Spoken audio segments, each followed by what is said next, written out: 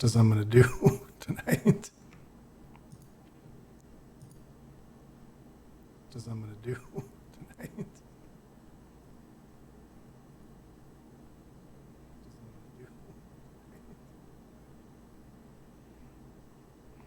Can somebody say something quick just to make sure it's coming through stream?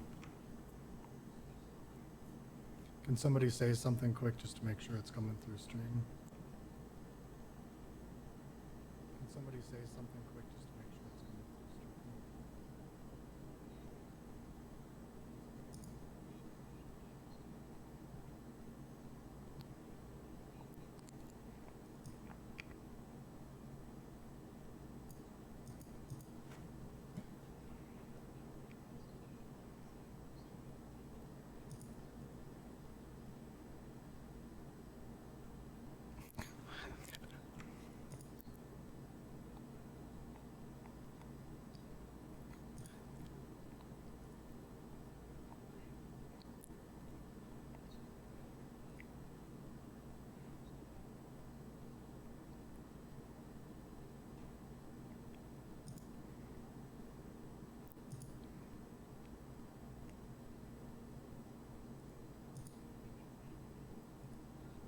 These would have helped.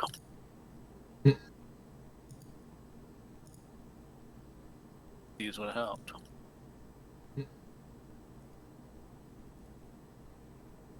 These would have helped. Okay, one more time. Somebody say something. Something. Test for Caleb's streaming. Okay, one more time. Somebody say something. Something. Test for Caleb's streaming. One more time. Something again. Something. Something. Test for Caleb's. Algrim is drinking a nasty beer. Again. Something. Something. The rest of us have good beverages. Algrim.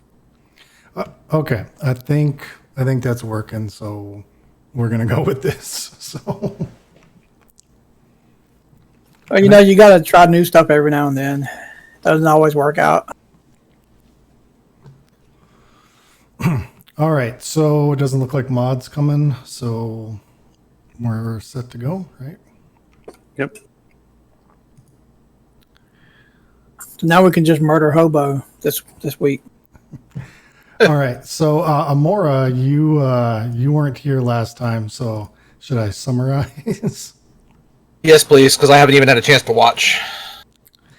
Oh, okay. So basically, I brought you over to the other map. I focused on Trellwind now. Yep. All right. So last time, you all started off in Trellwind, and the night started off by the lifeless citadel exploded. This thing over here, that's where Nethril and his tower, the big lich, that exploded. It just like lit up the morning sky. It sent a shockwave through Carpathia, and immediately all of the like the Trellwind military and all the adventuring guilds immediately formed like parties, and the regiment marched out, and everybody marched into the Bone Wastes over to the Lifeless Citadel to be able to go loot the Lifeless Citadel, because they all figured that Nethril was dead. So everybody kind of marched out of the city, except for you guys. Your guild master, he pulled you aside and kind of punished you a little bit, saying that, well, because of your screw up last time in failing to deliver the Tarask piece, I'm going to send you on this other mission instead, and you don't get to go get a bunch of free loot. So while the rest of all the adventurers and everybody else marched into the Bone Waste, he sent you on a mission to the Dungeons of Trials, which you remember as it's like a 5-room dungeon that the Redstone Guild uses to put their rookies kind of through their final exam. And a couple of days ago, a rookie team went out with some seasoned adventurers, and they're overdue. They're late. And in fact, the guild master got a message from one of the instructors saying that the rookies found this new secret passage that we'd never seen before. They opened it up. They were captured by a bunch of monsters. Some of our people were killed, and we basically need help. So the guild master sent your team to go check out the Dungeon of Trials and to go find any survivors that happen to be there. They think the rookie team is there.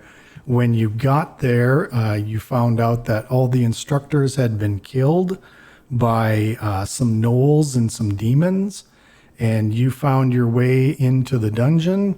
You found your way to the secret passage.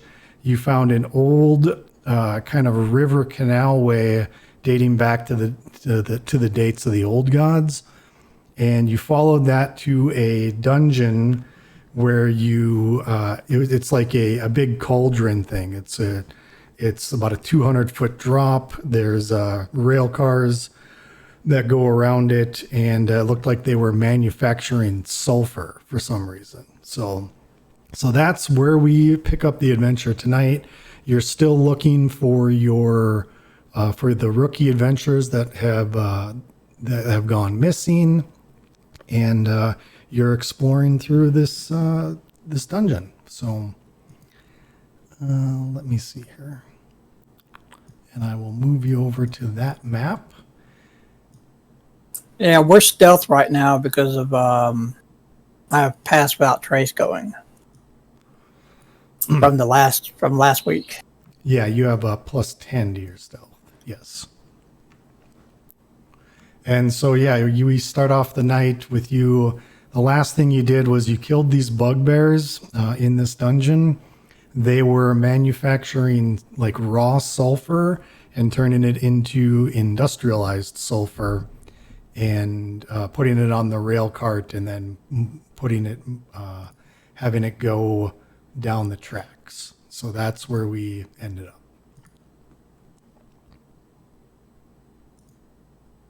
I think I had moved up a little bit and saw some gnolls down below.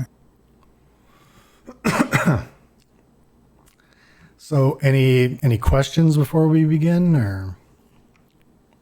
I'm just a big dumb barbarian, so I'll be Yeah, small dumb barbarian. Sorry. You're in a dungeon. You're looking for gnolls, and you're looking for your rookie adventurer friends. So the first level adventurer guys. So Do I need to re-roll the current stealth check for us to sneak since we were just in combat?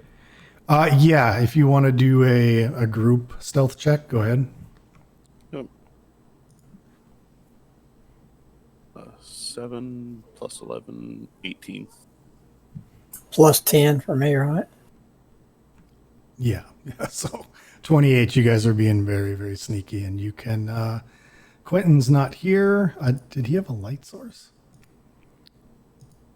Looks like he did have a light source. If I delete him, let's see what happens. Can everybody still see? I can see a bit. Yeah, I don't have dark vision, so. Yeah. Oh wait, yeah, I do. Never mind. I have the belt. Oh, you do? Okay, let me adjust your token then. What is it? Yeah, I have 60 feet of dark vision. Yep. I was gonna say normally I don't, but I have the belt of dwarven kind. Okay, so you should have it on your token now. So. Okay. All right, so you're in free movement.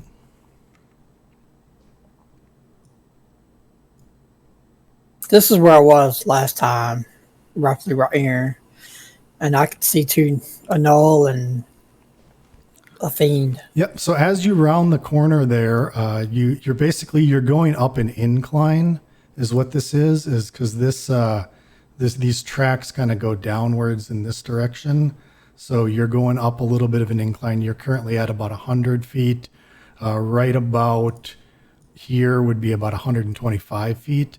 And up ahead, you do see a gnoll that's kind of standing next to a rope that's tied to the wall there. And then you see one of these maw demons.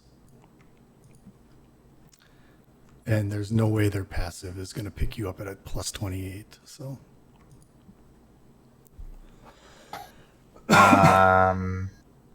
So you're saying they'll see us if we try to sneak up on them? No, I'm saying they don't see you at all. Oh, okay.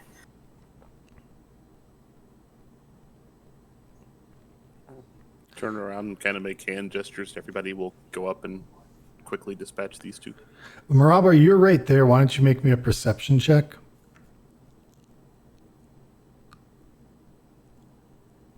14 plus 14. Okay, so what you see actually is there's a big boulder right on this ledge above you that's right next to the rope where that knoll is. Oh,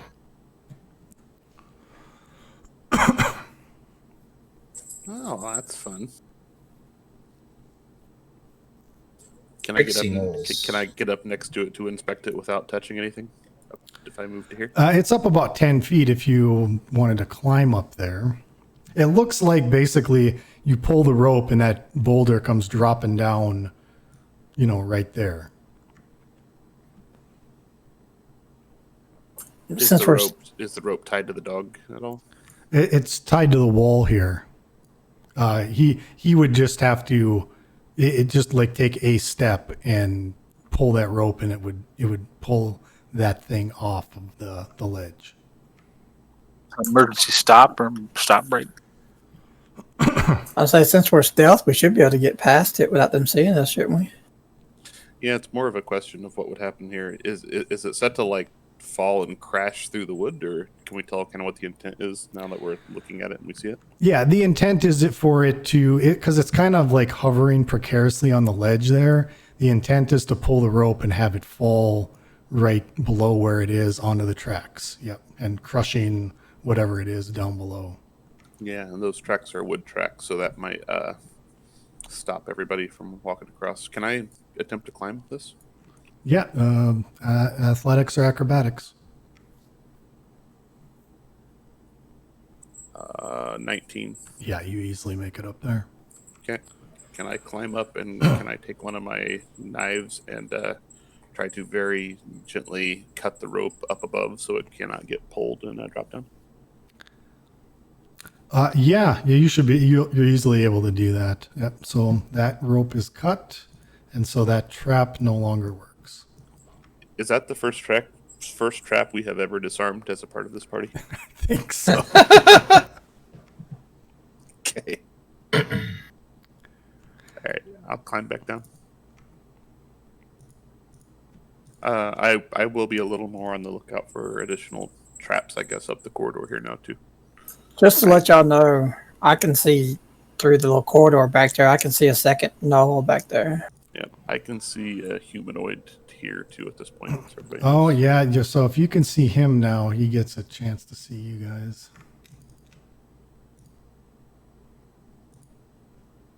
Oh, a natural Wow. 20. Yep. So natural 20, he is gonna see you guys, and he yells out, "What are you guys? Who are you guys? What are you doing here?"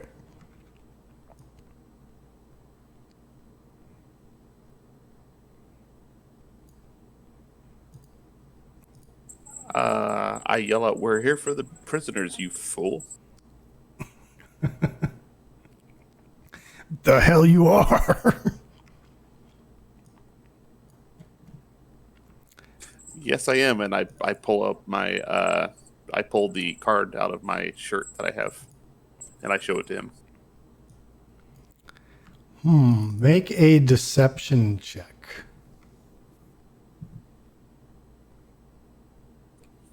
15 plus 7, 22. 22. Okay.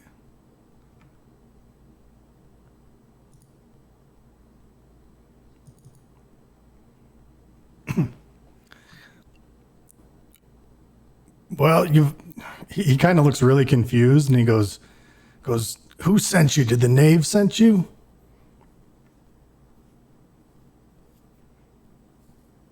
You know who sent us. Who else would give us these cards? So you want the prisoners? The teenagers? Yes, Master has plans for them. Okay, so he kind of he looks really confused, but he walks along this walkway thing, kind of comes around over to here, he can't get all the way over there, but is looking at you guys and is like, and he yells something in abyssal, and the gnolls kind of chatter back, and seems like they understand. And this one here actually walks over and like holds the leash on the maw demon, and kind of puts his weapons down, or like sheathes his weapons, like he's holding the maw demon back. All right. I gesture for everybody else to follow. And then he comes back to his perch kind of there. So so the knoll barks something back into this area. So you're not really sure what he said, but unless you speak abyssal. Can I yell down? Do you have them here, or are they back in the main chamber? Wait, you're saying that to who? The guy down below. Do I? The main. What did you say? Do you have the mirror? Do they have them here, and I point to this in the back, or do I point to the main chamber over here? They point to the main chamber. Okay. We keep walking. Okay, so a couple of gnolls kind of come forward as they see you, and they actually disarm this trap that was right there, Oh. and kind of move it aside to let you through. And they all seem very twitchy and on edge. There's something down this other cavern area too. So we come in here.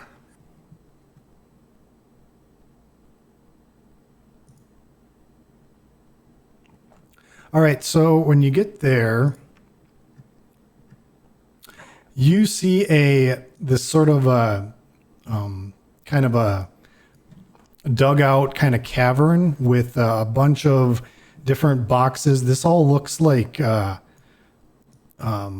crates of like food stuff and camping supplies. Not really of gnoll make, but of more of like human make. In fact, you see like the Trollwind stamp on some of these crates. And yeah, you do see some cages. You see one of the rookies that you recognize, his name is Gerard, and he was a mage.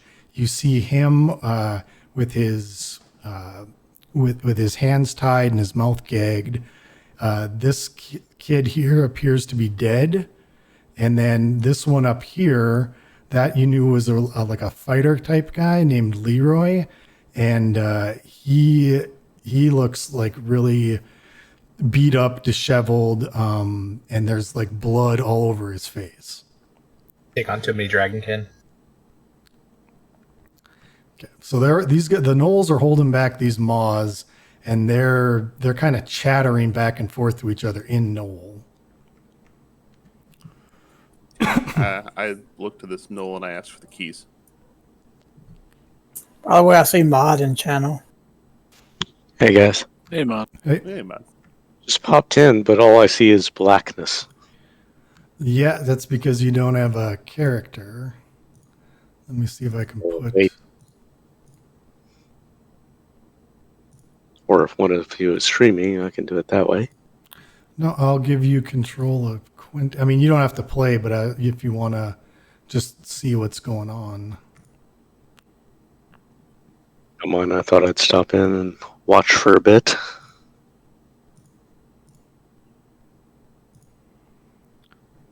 We had to make new characters because Caleb killed us last campaign. So Most of us. Can you see anything now, Success. Lamar? Yeah, you can see. Now? Yes, I see character tokens and a interesting shape that's clearly limited by line of sight. So Okay, so yeah, these gnolls are getting real kind of twitchy around you guys. They're chattering back and forth, but the one gnoll does hand you the keys. I unlock this cage and take him out, but I leave him gagged. And then I toss the keys to Zir, and I tell him to go get the other one and see if he can't make it to where he can at least walk out of here. Oh, there's more up here. Okay, so when you get up to Leroy here, he like opens his mouth kind of wide, as is like he's trying to talk to you, and you can see that his tongue has been cut out. And Gerard, he's got his hands tied, his fingers are actually tied as well, and he's gagged. He's a wizard, right? So that makes sense. Yep. What's in the other two Ricky Cages? Dead Rickies? Yep, dead rookies. Well, I'm going to tell him to just keep his mouth shut. We're going to get him out of here. I'm going to unlock his cage. All right, so yeah, Leroy kind of nods at you. Gerard nods at you. All right. Do these steps continue to go up towards what we would assume to be the surface here? Yes, they do. Yep. Okay, so we try to get around the knolls here and walk up the steps. Okay, so Can I, as I'm walking through here, can I try to pickpocket? And the intent of what I'm after is more the cards. okay, yeah, go ahead and try. Give me a sleight of hand check. 35. What the hell? Yeah, you're easily able to pickpocket another card from that knoll. I have a quick question. Yep. How long does it take to set a hunting trap? A couple of minutes, probably. Throw it down. It depends if you're going to bait it or not or whatever. No, I was just thinking about putting one here just in case we have to fight. Maybe at least capture one of these things coming through. Are you just going to put it straight down, or are you going to try to stealthily do it? Since I have pass without trace up, I'll try stealth. Okay. Give me a stealth check then. So that'd be a 32. All right, so I guess you kneel down to try to like tie your shoe or something, and you set a little trap there and cover it up with some dust. You think you're pretty successful. All right, so I'm gonna walk back in his general direction to here, and walk past both of these knolls and tell everybody to get moving up the stairs, and then I'm gonna try both of these two other knolls as well too on my way through, Caleb. Okay, so you're telling them to move up these stairs? Yeah, I'm telling everybody to move up those stairs, and then I'm gonna try to pickpocket these other two knolls as well. Okay, give me 2 more sleight of hand checks. 24 on the second one.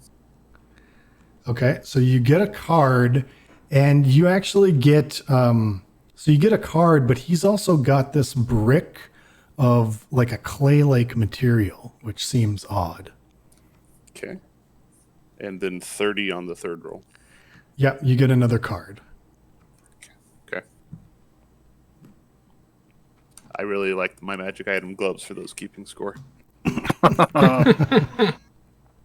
That means we now have 4 cards. Is that correct? 5 now. So now all of the main party members will have a card. Okay. Okay, Then so I'm gonna wait till everybody else gets upstairs, and I'll follow behind. I was going to say I would recommend everybody kind of lead up, and I will kind of stay back. Yeah, I'll lead up the stairs. okay, so yeah, I'll move you guys because I got to move you down. I'm not going to lie. Not in a million years did I think we would not just murder hobo our way through that little tunnel there. That's We can be taught. probably because Caleb had in his notes that we would fight our way through and end up bloodied. So All right, so you get to the top there, and the gnolls start kind of barking at you in gnoll.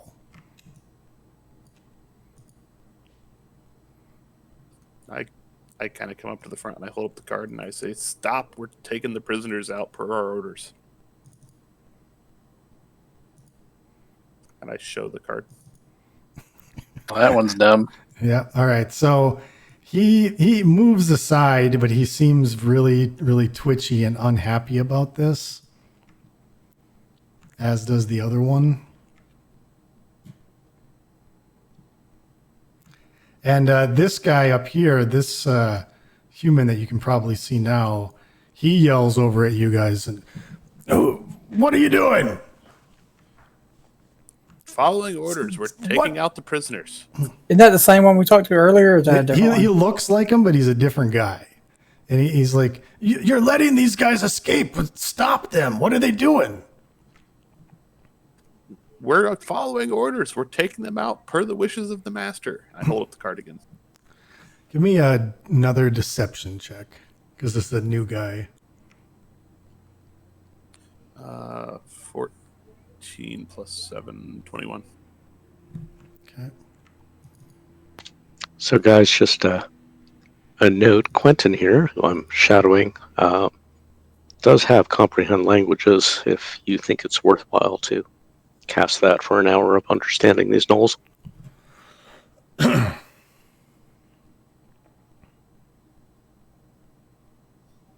Fair enough. For now, I think we're faking our way through it. Okay. Take it till you make it. Which master sent you? Who else would give us these cards, fool? Yeah, exactly. I'd like to know. It I was the didn't- knave. I run the top level, and I didn't see you guys come in. And I don't report to you. I'm not stationed to man the mines with these babbling idiots. Oh, jeez. I think the murder hobo is starting to come out. Oh no.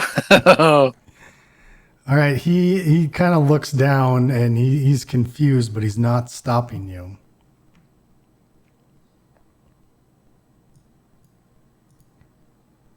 I think we keep going.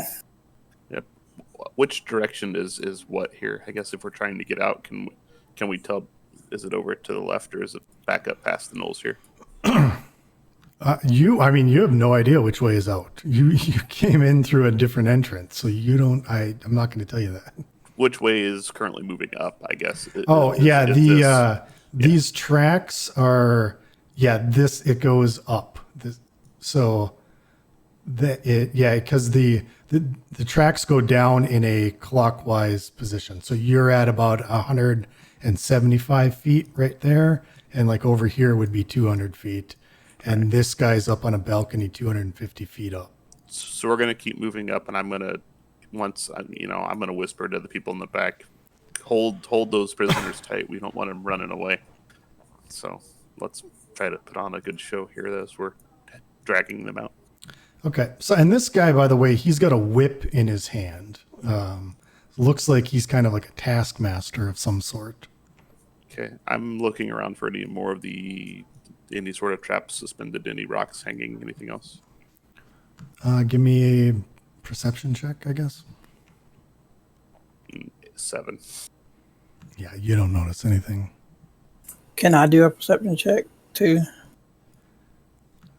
Sure, that'd be the last one, though. Yeah. No, you don't notice anything. There is a there's a mine car right here. It seems parked in like an odd spot, but other than that, you don't see any obvious traps. Is the guy here still continuing to watch us as we're going around? Yeah, he's keeping a very close eye on you guys. What was the second trap that the guys disarmed for us? Was it spikes or what was in that one? It was like it was like this fence that would have popped up out of the ground and would have impaled you on spikes. I'm gonna turn to him as he's looking at me and say, "There are no more rocks and spikes on this cursed level, are there? We had them move them for us down below. I'd hate to run into one while we were here on your keen eye." Not on my rails. And shouldn't you know that? We're not stationed here. We're here to bring them out. This guy can't figure it out.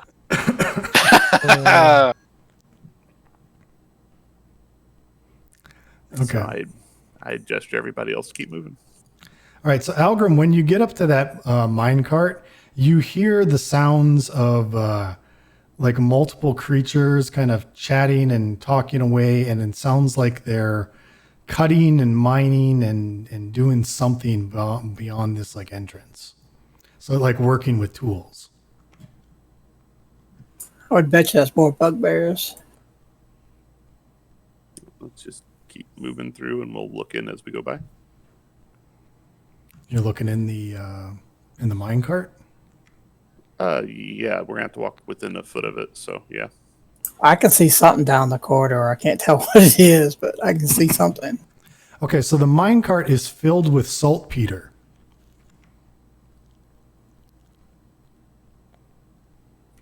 What is the use of saltpeter? It's Do we used know? with sulfur to make gunpowder. Potassium nitrate.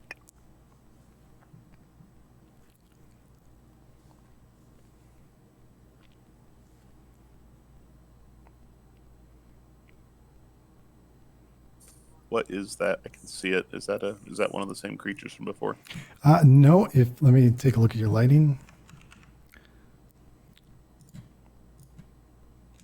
It doesn't look like a bugbear to me. It Oh, looks like a small reptilian kind of creature. You're seasoned adventurers. That's a troglodyte. That's a mouthful. And they are actually, you can tell that they have chains, like their legs are shackled, like prisoners or slaves or something.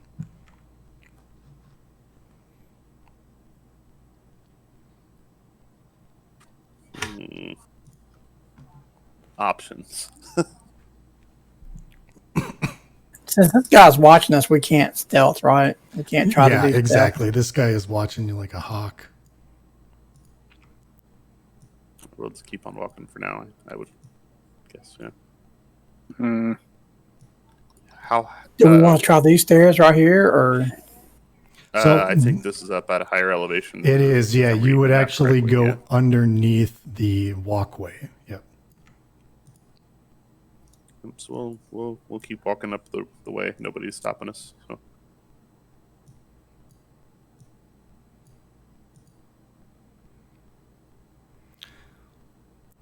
What exactly did Our Lady want these prisoners for?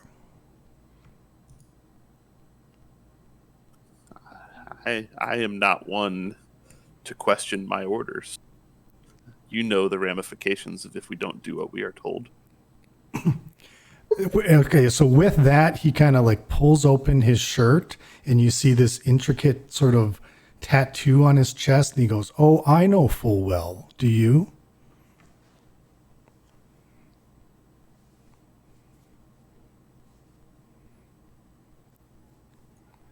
Is there a magic user amongst you guys? Quentin? Quentin. Quentin, yeah. Yeah, make an Arcana check when he does that. All right, just one sec. Gotta find it on here. While he's looking at that too, I can see something down this pathway. 24 is good. Yeah, so Quentin, you recognize the symbols that are tattooed onto his chest as an explosive rune and a contingency spell.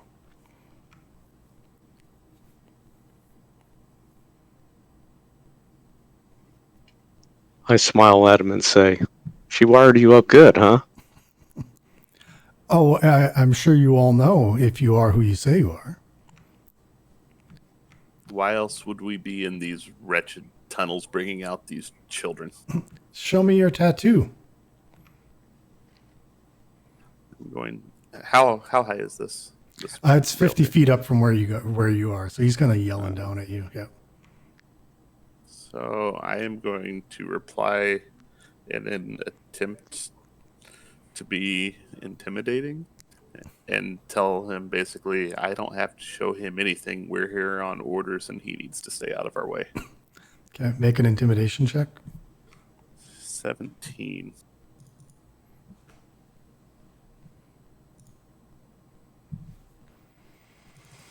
All right, he kind of backs off again. Since For now. since I can see down here, would I be able to tell what this thing is? Which thing, ping? Like I was trying. the creatures in there? Yeah, okay. So, yeah, you can tell that that's a bugbear, and they are grinding something else down. It looks like they're working on something kind of like the ones that were working on the saltpeter. Or the sulfur.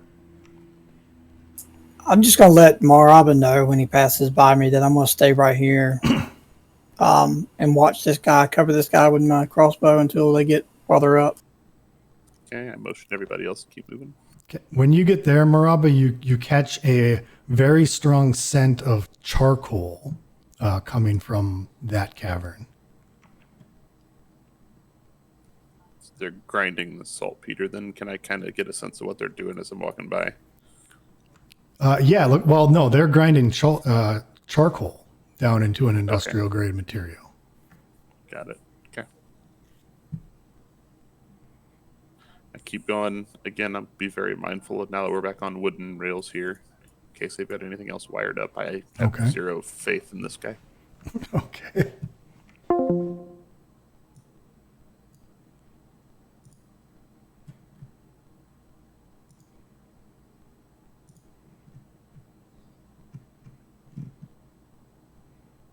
And I'll bring up the rear after y'all pass by. I just want to keep this guy in my sights. Yep. All right. Well, they're not stopping you. They don't seem happy about you guys just kind of walking out of here, but they're not stopping you.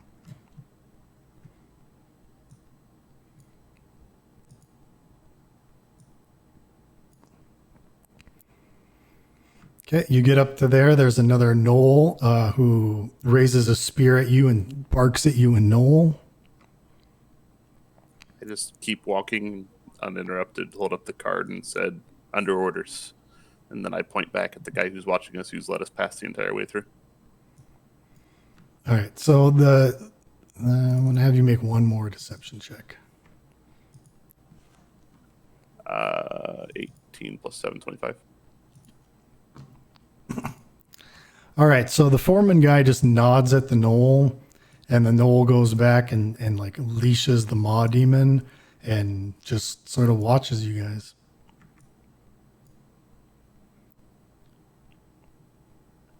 And that is the exit. You see fresh air, you see outside right here.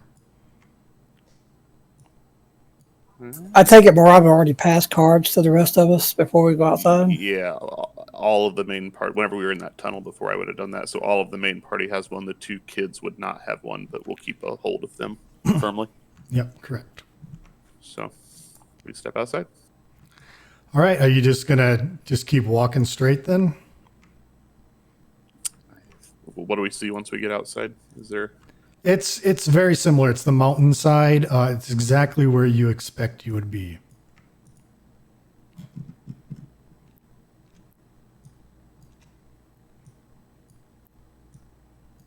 Oh boy. So yeah, you were right up.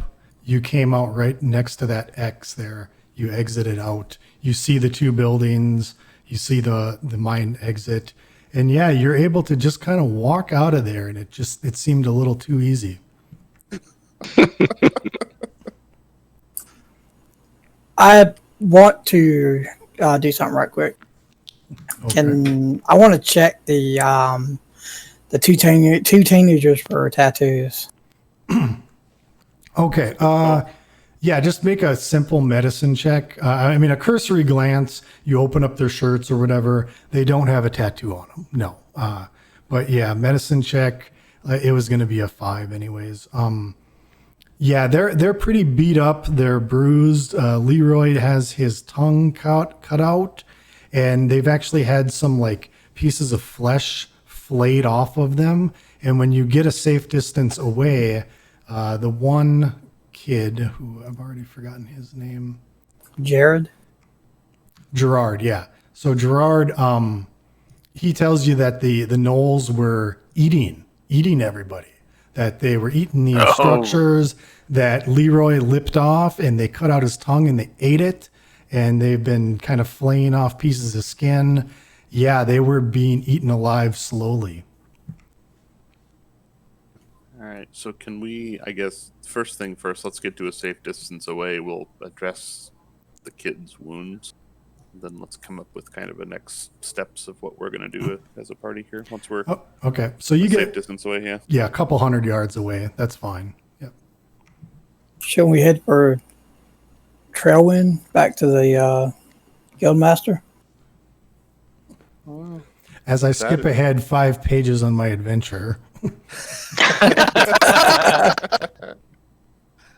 I was going to say the other option is now that we have the kids safe and we all have cards to get back in through the back way, we could go see if we can't figure out what they are grinding that into powder for. And Do you want to maybe, leave that place standing and those things prisoner? ruin their operation. Yeah. So Well, while y'all decide that, I'm going to do a pass AFK.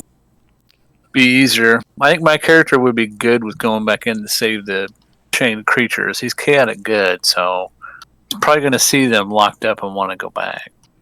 yeah, and I also don't wonder if that foreman guy on the upstairs maybe might have some more pieces to the current puzzle we're trying to solve. So I think now that we have the kids safe, we can get them on the way. We'll get them healed up, bandaged up as best as we can, and I don't feel too terrible having them walk back to Trailwind. They are in the adventuring guild, so they should somewhat know what they're doing at this point. So. Yeah, they don't have any gear on them though. They're basically just in kind of their ragged traveling clothes. All their gear was stolen from. They tell you that the gnolls took all their gear, took everything, took their redstone necklaces, took everything off of them. So Okay, well, I have some extra clothes, and I think we could probably find. I have an extra, probably at least one dagger I could give up too, so they've got some weaponry.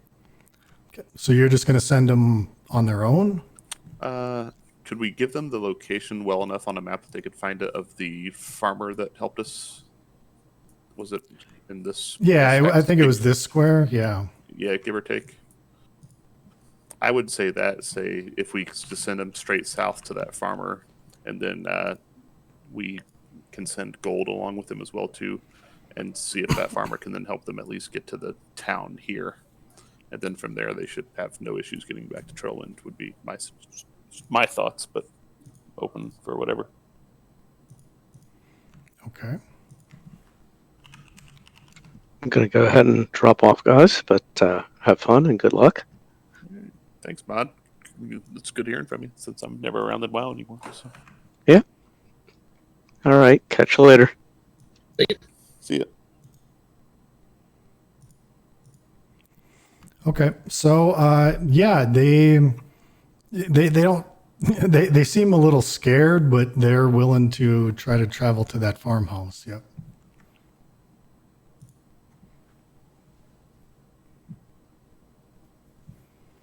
And what are you guys doing? I think we're gonna go back in for a little sabotage through the back door now that we all have cards. Like through the dungeon of trials, or through the No, other, through this way? through the door we just came out. We're gonna go back in through the exit. I think would be Okay. our intent. Yeah.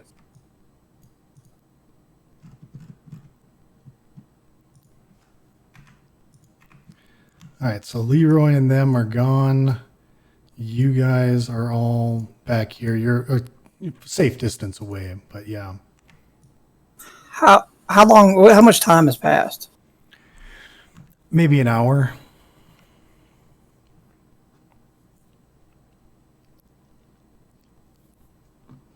Okay, so my pass without trace is down. I think that's fine at this point. I think we can maybe play some games to try to lure a couple of them out one at a time to start, right? If you want, yeah. I'm gonna just look around over here on the map. I'm assuming we've been all around all this, right? So,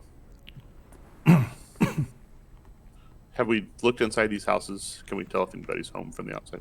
They're more like storage sheds.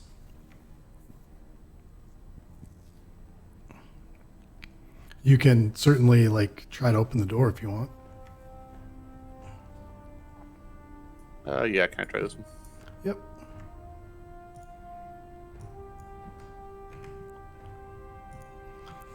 Oh, I bet. Yeah, I bet I know what that is. Yeah. So what you see a bunch of like crates and barrels, and you also see these two like pillars holding these glowing crystals in there.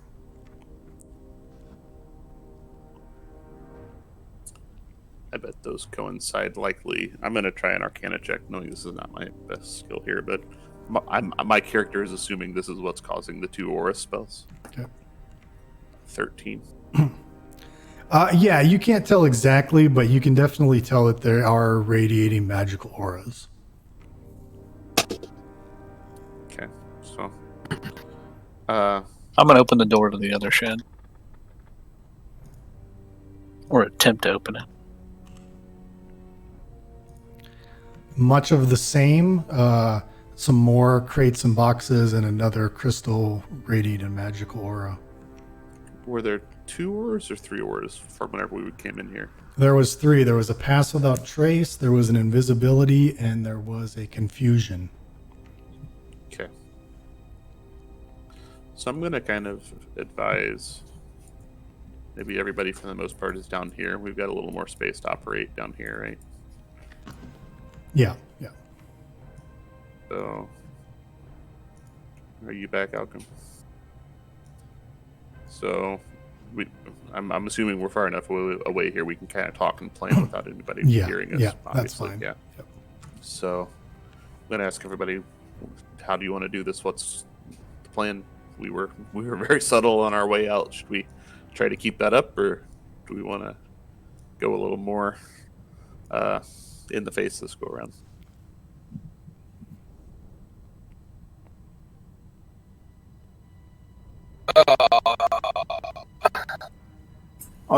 If we attack the one there in the front, I mean, pretty much.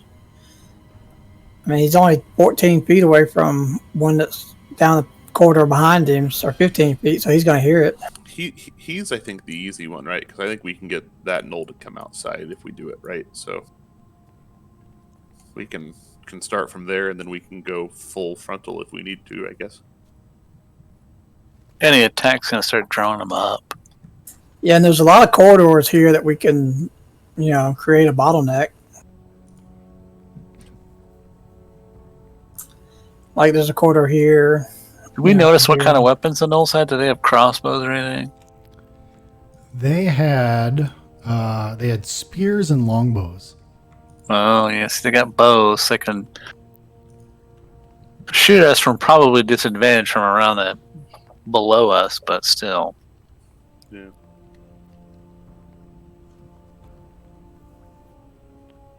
But there were cubbies to hide in though to draw them up. Yeah, and that I really think that we only need to get about 2/3 of the way down that ramp, right, to the guys that are chained on the other side, and then we can deal with the guys grinding the industrial strength powder. Yeah, you basically could tell there was about 3 levels to this thing, and the rail tracks go all the way down to the bottom floor. While we were in there, we would be able to notice this spot, right? I don't know. I can't ping for some reason. Make sure your pointer is selected. Yeah.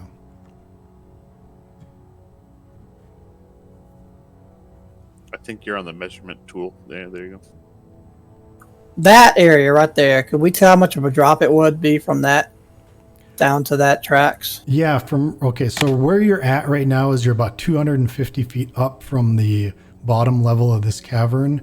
Where the tracks are is about 175, so it's about 75 feet down to that spot.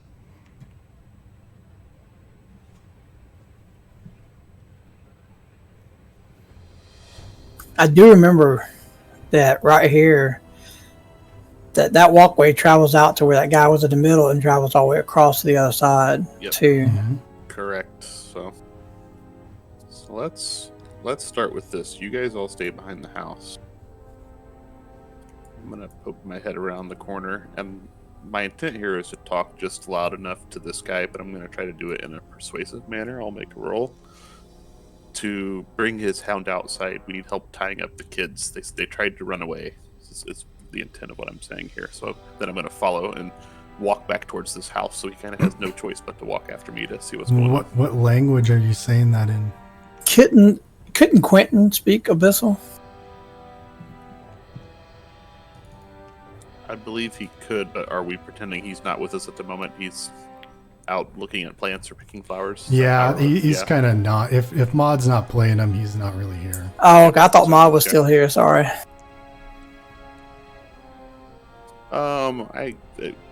Common, I guess, would be. I can do common, elvish, or thieves' cant or undercommon. So common's really the only one that they might use as a common. All right, so the gnoll doesn't seem to understand you. So I try it with hand gestures and kind of put on a little puppet show of the kids running and us grabbing them, and I point and I pull out rope and kind of wave them on over. Make a persuasion at disadvantage then. Puppet show. I wonder if they could speak Orcish or Goblin. So I rolled a 12. You're going to get it because he's terrible. It would have been a 19. So Yeah, you get it. So he grabs the Maw Demon on his leash and they come after you. now we pounce them. Yeah, I'm not even going to do combat. You just bushwhack them. You Shanghai. These guys are... You kill them. You jump them. No point in like rolling initiative for that. So Yeah, well, you also just did exactly what I would want to do if we drug the bodies out of the way, right? So, do we want to try something similar with the next pack, guys? And then we'll probably take on the chief guy a little more head on. I just wonder if when he moves, if the chief guy will ask him what he's doing, if he'll turn and tell him. You know what I mean? We'll be the same one way or the other at that point then against the big How, guys. is this at the top of the cave in here? Is this... yes, think yeah, that- that's yeah. So how high is the ceiling from there of the cave? that's another 50 feet up.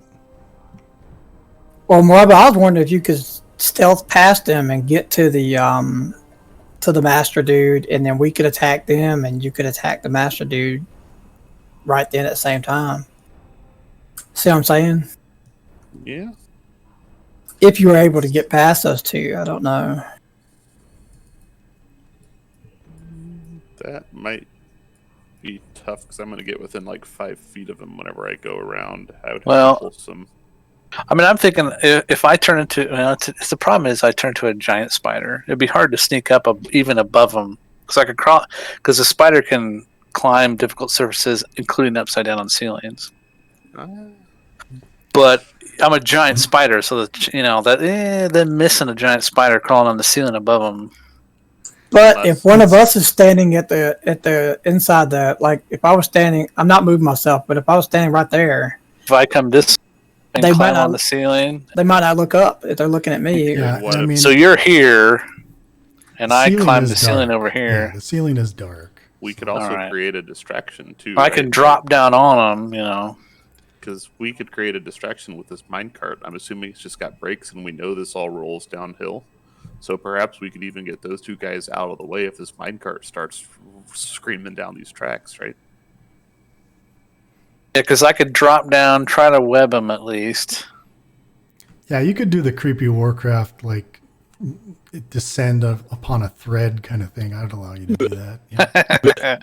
I would say if you could do the master guy more than the knoll. Yeah, I'll try to Yeah. get over atop the master guy while you're distracting these two goobs in case they say something to him, or he's going to see them move. Yep. So I'm gonna go investigate this cart, Caleb, and my intent is I'm gonna try to start this thing just rolling down the tracks at full speed whenever we need a distraction. Yeah, you can easily just unhook the brake and push it. It's all a downhill roll.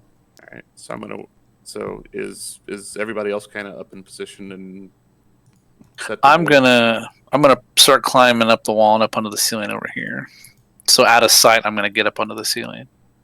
So then I'm gonna go over to Maximus and have him push the cart whenever we're set, and then I'm gonna roll stealth so I can sneak in and try to get to the master while kind of all the chaos is happening, Caleb. Okay. Okay. I'll just stand at the mouth of this cavern so they can see me. I'm going to 20, be pushing this sucker. So. Yeah, the 20 Knolls see Maximus and Algrim, and they're kind of looking over at you, but they At least I'm hiding behind the cart. I'm not halfling. okay. They won't even see me. Is Zamora breaking up for anybody else? Yeah, Yeah, you're kind of choppy. Yeah. really low and choppy. Yeah. I'm just kind of slowly making my way across the top of the chamber here, over All right, kind of let's try behind that. this Is guy. that better? Yes, that is better. Yeah, that's much better. All right, Okay, make me a stealth roll at advantage, Brannick, just to be sure, and I'm gonna have the foreman check his perception. Oh, That's that's advantage. Wow. It's at advantage, Oh my yeah. goodness. Yep. All right, so he doesn't notice you. And then I am stealth. And then I am stealth at a 26 right now, Caleb. Okay, they don't notice you either. Then. I'm gonna get in position, and I think once our spider's in position, we can push the cart. Yeah, and I can pretty much shoot any one of these two dolls that I see now from here. Yeah, I'm ready. All right. So what are you doing? They want me to do a distraction by pushing the cart. I'm guessing. Okay, so you push the cart then, right? Yep. All right, so it just starts rolling, and it's a pretty steep drop. So this thing rolls about 60 feet on this turn. And honestly, I'm not the wisest person in the world. I probably would have used all my strength to try and push behind. Okay, it, so. yeah, then it's rolling even farther. It's down here, almost to like where the underpass was. And so the Knolls look at the cart, the foremen look at the cart, they're thoroughly distracted. Do these guys make a move to try to get it as it starts rolling past it all? No, they're just kind of curiously looking at it, like, what the hell? There are these two Knolls over here too. I'm gonna try to get around them here. Do I need to make a different roll to kind of sneak up against the wall here? And I'm gonna say squeeze around 'em? they're distracted. They're looking left. You're on the right. So no, I'm gonna give you guys a free action. All right, I can drop down here and try to web homeboy. Then I'm getting right up on them too. That's my intent. While everybody's still distracted. Okay. All right. So everybody can make one. Yeah, everybody can make one move here. You're gonna web. So the 9 is even at. Well, I'll give you advantage because you're like jumping them. So the foreman gets webbed. So he's restrained. Maraba, what are you doing? I'm sneak attack, full blown, all the damage I can to him. So, if I don't have advantage, I rolled a 19. On the foreman? Yeah, that's gonna hit.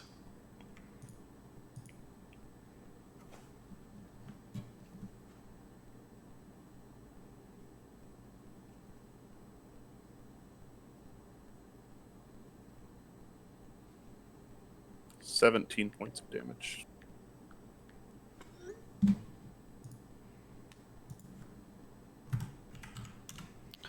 Okay, he looks bloodied. Brannick, anything else you want to do? That is my action. Okay, the yeah. web. So Maximus. Well, while they're doing that, I might just gang up and rage and rush on this this Knoll and the demon that I'm right in front of. Okay, yeah, that's fine. Which one are you attacking? We'll do the Knoll. Okay, you have advantage. Okay, raging. Let me mark.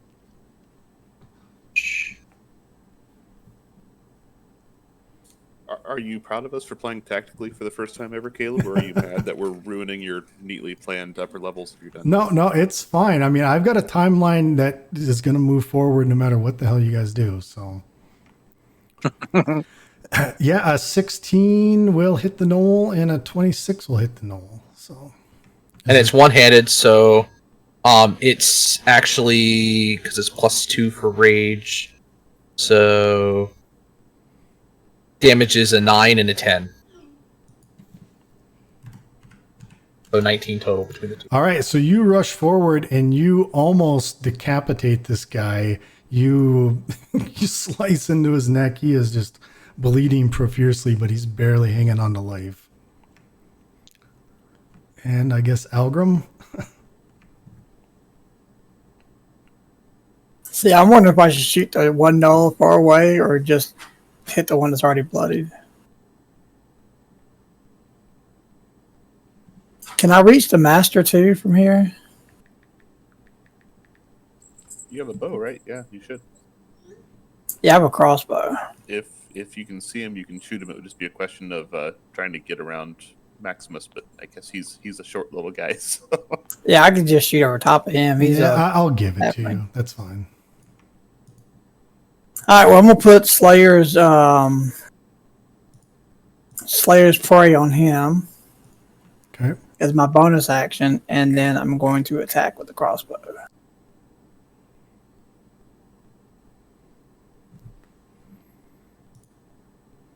And I Yeah. forgot how. I Yep. forgot how to do the. Is it 1d6? Is that? I forgot.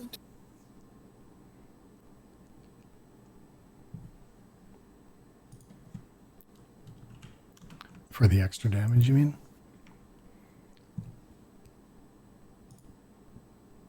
There we go. So that was the extra damage for the first attack, Another 5. Okay. and then of course I have 2 attacks. So my second Yep, attack. Okay. That'll hit for a 5. All right. So you bury your second bolt into his chest, and his eyes kind of roll in the back of his head, and he just kind of smiles at you all and says, "I knew it. And now the queen will definitely, well, she will have her revenge." And he opens his shirt up a little bit, and the contingency spell goes off. And let me see here. So I'll have you guys see this aura. Everybody in this aura, in the orange. Boom! He explodes. I was gonna. I knew that something like that was gonna happen. I would hope I had a turn to throw his body down the bottom of the thing. No, as soon as he went to 0 hit points, he explodes. Just kind of like the scene out of Saving Private Ryan when he's walking up with the sticky bomb. Just boom! I rolled an 18, so I did make the dexterity save. So I will take the. Is that 8 points of damage then? Yeah. Or 9? Yeah, you round down.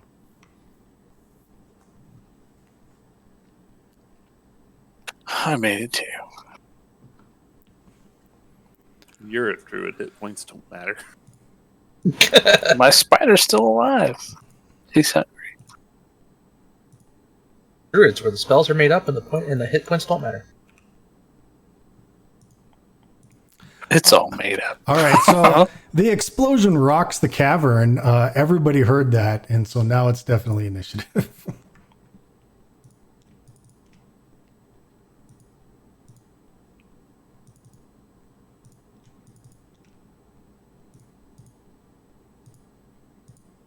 It's done it to you again.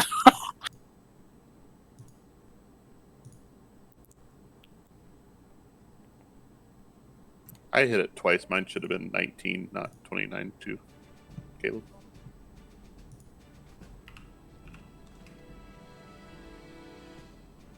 I have a +3 and only got a 12. Mine should be a 17.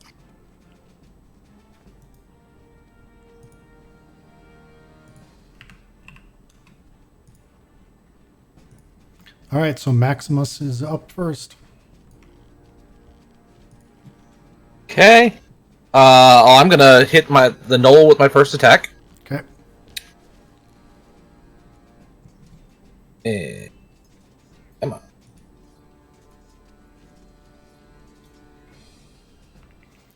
Yep, that'll cleave into him, and he's already almost got half a head, so you lop the rest of it off, and he drops. Okay, second attack is going to be on the demon. Okay, 24 hits for That's 12. It's 11 points. 11 points. Okay. Because of raging. All right, so you cut into his demon flesh, and black ichor spews out onto the ground, but he looks like he just made him mad. I thought I was going to be the damage dealer last game. I think the barbarian's going to quickly outpace the rogues. Is that it, Maximus? Yep. Okay, Maraba. Come up and attack the little guy. Okay. 23 to hit. Yep, that'll hit.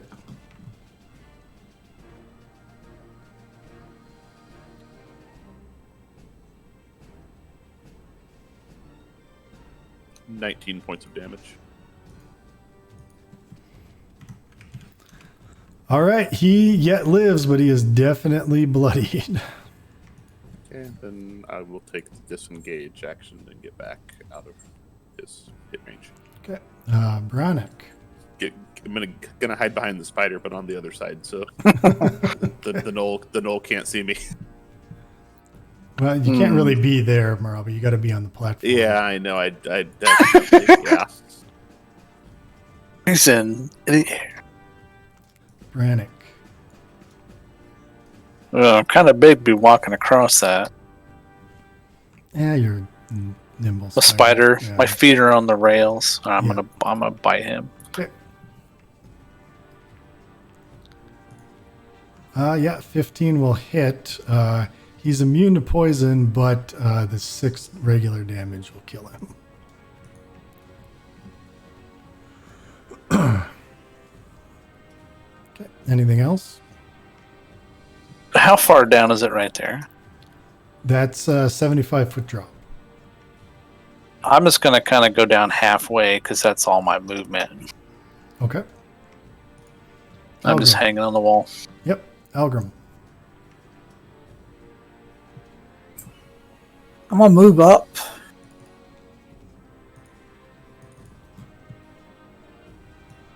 And I'm gonna move my Slayer's Prey to this knoll as my bonus action. Okay. We do get one bonus action each round, right? Yep. Yep. And then I'm going to attack him with the crossbow.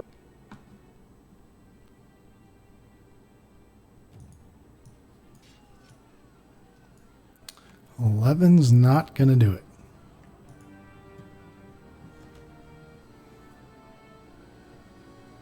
Second attack.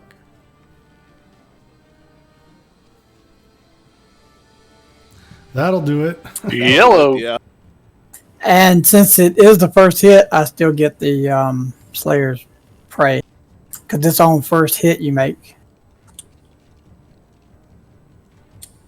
So 3 extra damage. Yeah, you put it right through his eye. He drops like a sack of potatoes.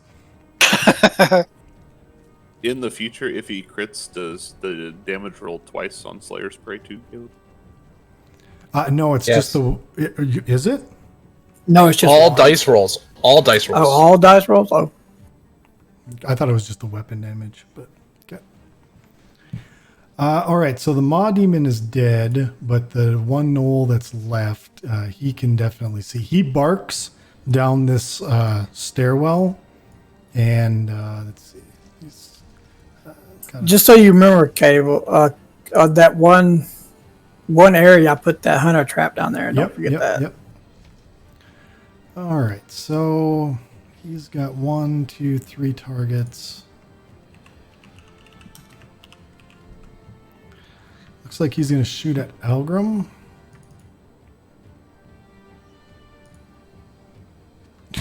Well, I think I hit you. Even at disadvantage, 20. Oh, yeah. So it's just 3 damage, not 5, because he's firing from a lower elevation. You could roll damage dice like that this campaign, Caleb. We'd appreciate that greatly.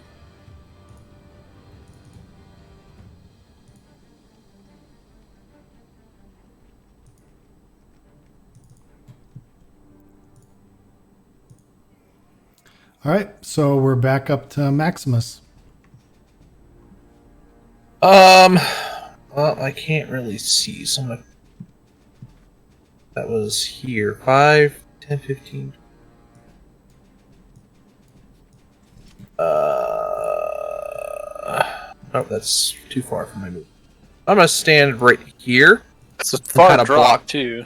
It's a 75 Block foot this drop. guy's view. So if he's gonna attack anybody, he's gonna attack me. So how did you get down there? That's a 75-foot drop. Oh, that's a drop. Oops. Yeah. Sorry. There's so many bodies there. I can't. Yeah, I think you have to go across where Maraba is right here. Yep. 5, 10, And then- 15, 20, 25, 30, 35. This is a 5, shorter 10, drop, right? 15, 20, 25, 30, 35. Okay, that's as far as I can move. Yeah, I think he said earlier like 20 feet. Yeah, that's easier to do. All right, Maraba. Refresh my memory. Were the guys both here and up top chained and shackled?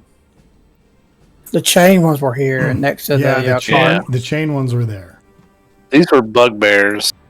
These are the troglodytes. What sort of dice roll do I need to make to jump down safely here? I do athletics.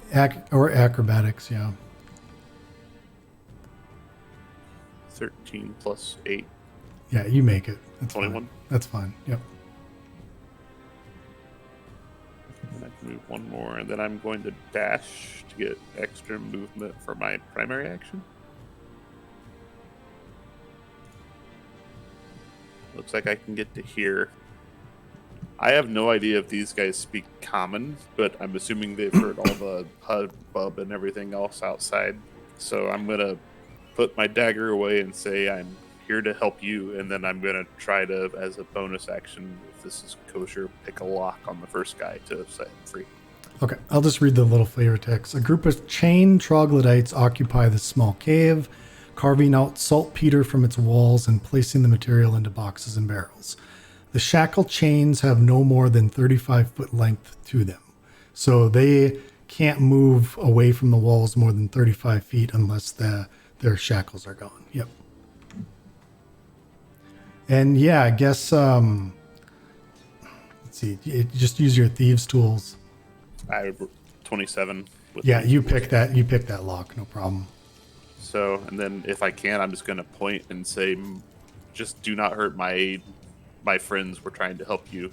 I'm going to say more of the bad guys will be coming up the stairs. What languages do you speak?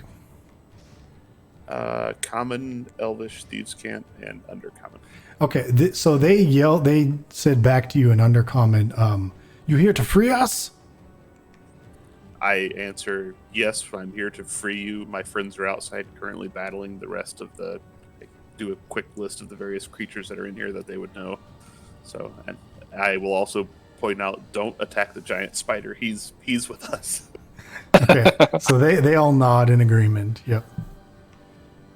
Didn't we pick up some weapons earlier from somewhere we could throw them? Probably not, but I have a hunch based upon these guys' token, they're probably going to be okay unarmed. You've got, somebody's carrying 2 spears and 2 longbows and 4 morning stars. I think it's in the bag of holding with our wizard. He has a handy haversack. Oh, yeah, with that's his right. Magic items, yeah.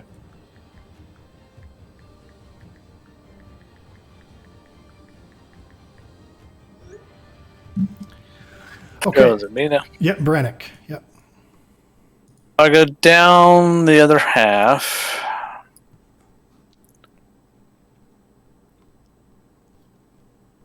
And then I can get up. Who? Him.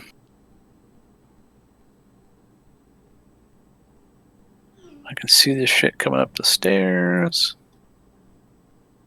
I got a quick question too while he's doing that. The web thing, can he just shoot that at like a certain area and things run into it? They have to make a save? Is that how it works? Or does he have to web a person? I just don't know how that spell works. That's the only reason I'm asking. Let's see. A target. It looks like. Let's see. Target is restrained by webbing. Looks like he's aiming it at a target.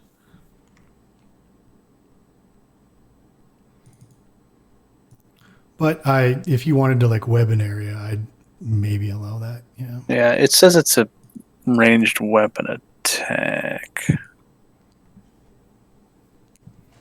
I just asked because I picked up snare, and after reading it, it seems like it's a pretty much worthless spell. All right, so I'm up here.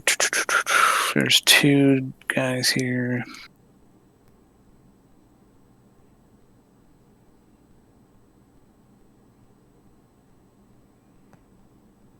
I'm gonna use my bonus action to drop out of Spider. Okay. I'm a huge druid.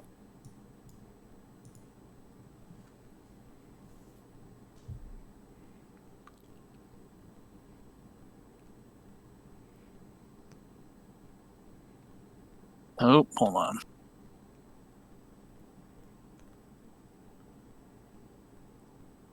I'm going to cast Thunderwave.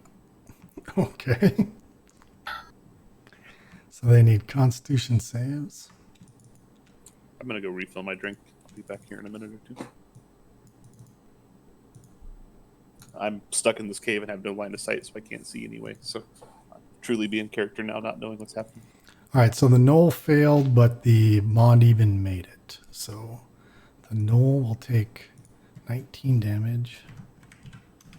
There's 2 gnolls. Do I hit the Maw Demon? It's like almost kind of up the stairs. Oh, you're hitting the. I didn't know which way you were aiming it. I assumed you were aiming it down. It radiates out from me Okay. within a 15-foot cube of me. Okay, both Knolls miss it. And they get pushed 10 feet. I thought about using it to push some of them off the ledge earlier. Okay, so this one slams against the wall on that, and I'm going to say he dies. This one slams against the wall. He dies, and the Maw Demon takes some damage and is bloodied, but he does not move.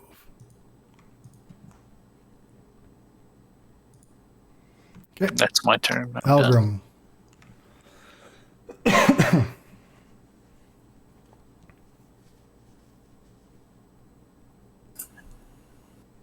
Give me just a second. I was trying to see how far I can move. Is it 35?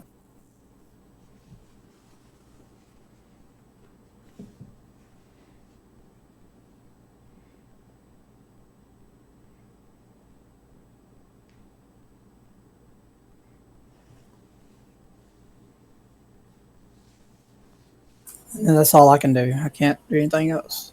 Okay. All right, so the bugbears come pouring out of this cave down below.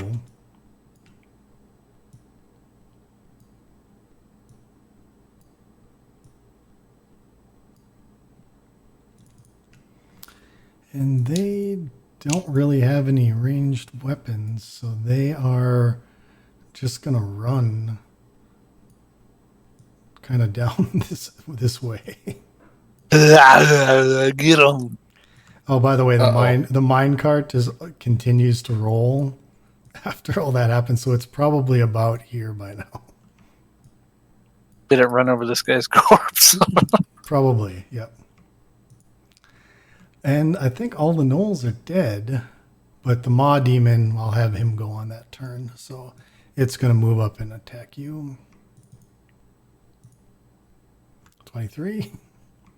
Yeah, that is. All right, back to Maximus. Oh, actually, no, the troglodyte, this guy's going to run out. And he's going to start fighting the bugbears. How far is it to drop from up here to the land below? About 20 feet. So about 40 for you.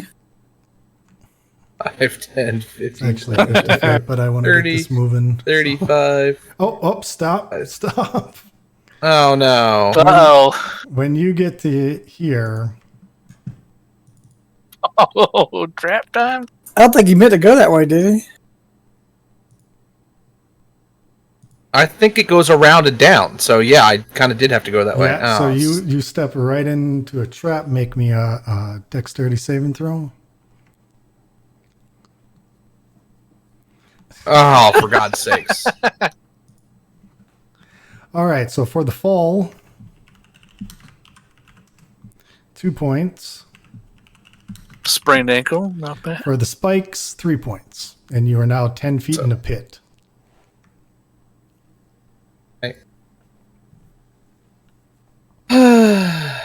Oh, there. Yes. It's like a 40-foot hole for his character. That first step's a doozy. I thought he was going to drop off the thing here. So, yeah, now what do you want to do since you're in a pit? Can I try climbing out? Yeah, athletics check. That's fine. Oh darn! I don't have a +7 to athletics or anything. All right, you can climb out. That was just a nuisance. You can climb out. That's fine. Ugh. I'm going to imagine his character is a very angry halfling in game now too, like just total mean. Oh, when I get around there, there's gonna be hell to pay. Bugbears are going to be in deep trouble. Like a mean little badger. All right, so that's probably all your movement. Sorry. Yep. Rabba. I'm gonna try to let out as many of these guys as I can. So I guess I'll step to here so I can get to all three, and I'll ask them in Undercommon to move up their hands. I'll just say, why don't you just roll a 1d5 or 1d6 minus 1, and that's how many locks you get open. Yeah, we'll just make it simple. Rolled a 4, so 3. Okay, so you get 3 of these. Yeah, you get all 3 of those guys opened. Yep. And I'm gonna imagine that would be the vast majority of my turn. Yeah, so yeah, exactly. that'll be it. Brannick. All right, I'm going to...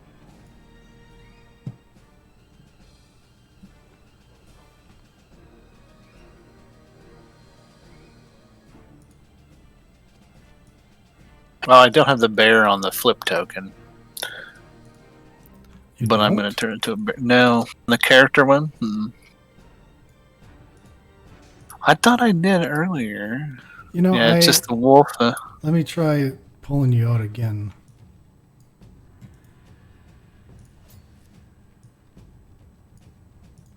There, use that one. Yeah, he does. A huge bear. I'm gonna. I get multi attack, bite, and claw. So I'm gonna do it at the demon. Oh, yikes! Not on that, you're not. He's too little to bite. The claws will miss. Jeez, big dumb bear. Is that it? That's it. All right, so bugbears just start fighting the troglodytes here. And the maw demon will attack the bear. 13. Yeah, it hits 13 damage. And back to Maximus. You know what? Let me do this.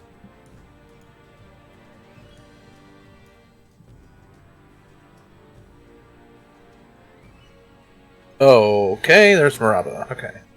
That was 20, 25, 30, 35, 40, 45, 50, 55, 60, 65. And, yeah, that's what I can do. Okay. So, yeah, actually at the end of the Knoll's turn, the troglodytes are going to come, I guess, running out behind you. I'm going to say as they go, "Don't hit the little one. He's my friend." That just ran through our cavern. So Yep. And Maraba. 2 steps down. I'll roll a d6 again. We'll see. I rolled a 3, so I got both of them. All right, minus so one. you unlock them all. Yep. Just doing 2. Could I take a bonus action to dash so I can at least get back out and kind of see the Sure, land? that's fine. Yep. It's a log jam. I'll stop here. Well, you can move through your allies, and the troglodytes are your allies at this point. I have a question about them too. What's that? The smoky little symbol on them mean? That just, to me, it's to let me know that they're unlocked.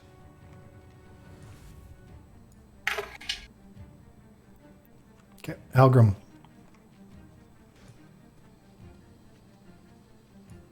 I am going to shoot the Maw Demon. Okay.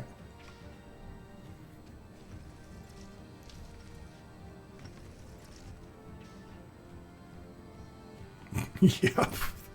That hit all right. Or Is he still up, or no, that's gonna drop him. so I can use my second attack on a bugbear? Sure. Which I think I'll attack that one. Okay.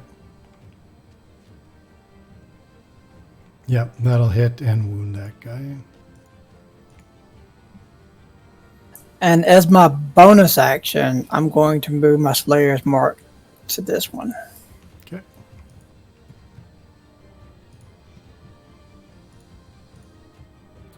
All right. And I'm done.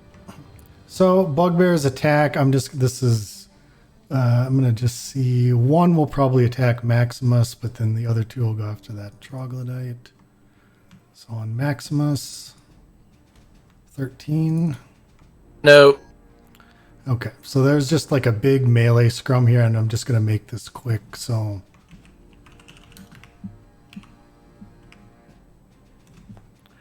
Oh, damn. Okay, so they kill 4 troglodytes.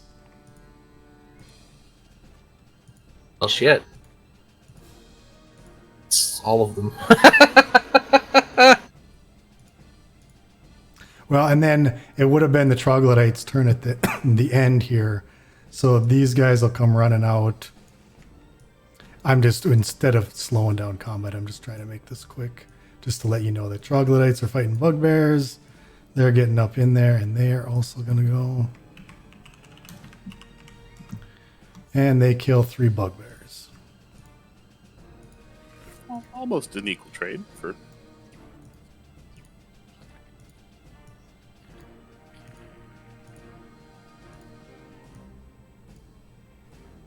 Okay, Maximus. Rage, because now I'm pissed. Okay. I'm going to hit the first one that's to the right there. Okay. So that's 14 points of damage. That will kill that guy because he was wounded. Okay, and then my next attack is on the next one. Okay. Probably not a 9. No, not a 9. Maraba.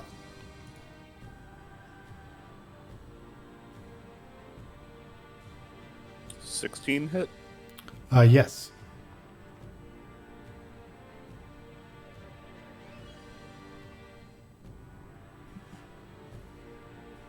$16 points of damage.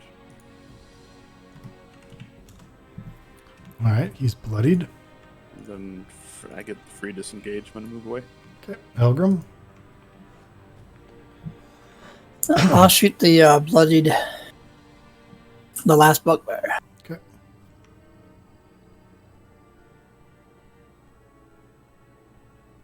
That will hit.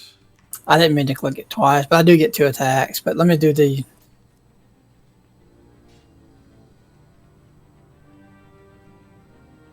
So the first attack would be 8 points, and then the second attack, I don't know if that hits. Does that count? The 12, that would miss. So this bugbear is still up. That's all I got. All right, so this bugbear will attack Maximus. Missing. Yep. And then the gnoll or the troglodytes will come up. Let's see if they can hit.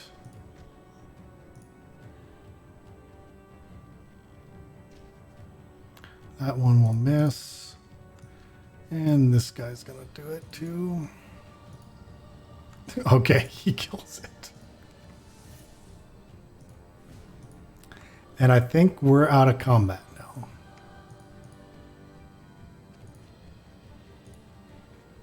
That was exciting. All right. So yeah, you're out of combat. There's still 2 troglodytes. They just keep running towards the exit. Like just up the thing here. They don't even stop to talk to you. They got their freedom. They're running.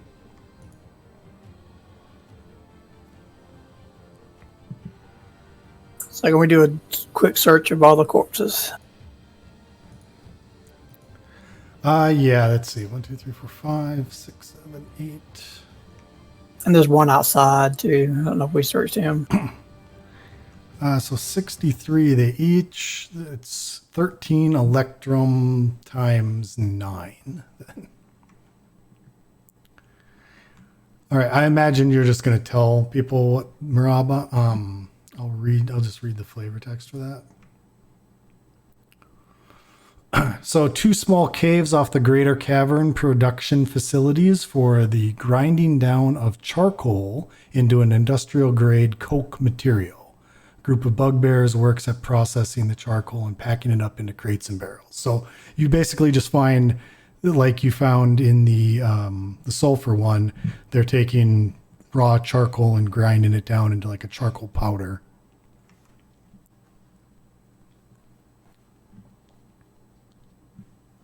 Did the master dude that exploded? I reckon everything went with him when he exploded. He didn't. Yeah, have anything. he exploded. I mean, it was a big fireball, so there's nothing left of him at all.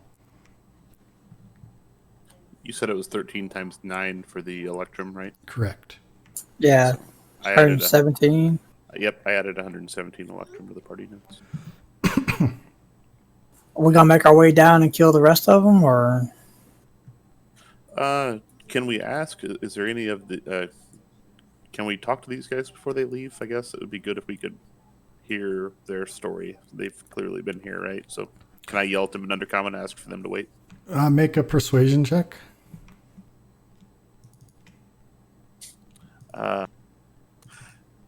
2 + 7, 9. No, they run. Okay. They're gone. They have their freedom. They're just bolting out of here. Okay, that's fair.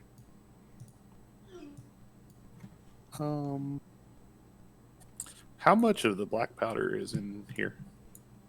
Quite a bit. I mean, like, well, 1, 2, 3, 4, 5, 6, like gunpowder barrels full of it. I mean, it's not explosive. It's just charcoal. I mean, it would burn, but yeah, if you think of like a gunpowder keg, that's about the size of it. Yeah. So a lot. Okay. Well, I'm inclined to at least destroy what's here, guys, just so they can't use this on whatever their future endeavors are. They're clearly planning something here.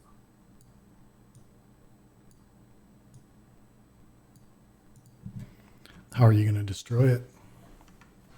If we think it'll just burn, we would probably set it on fire as long as we're confident it wouldn't explode, but we'll wait to set anything on fire. Yeah, I was going to say, you would know that would cause a lot of smoke in this facility. Yep. And if you had planned on exploring any further, it might choke you out.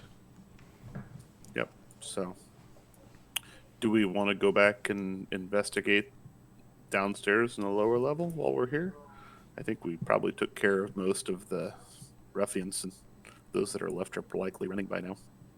well, there was that room that's below where we came up, where we got the rookies, the gnolls that were in there. There were like 3 in that room, and there was a room below it that had like 2 in it. Yeah, and then one outside.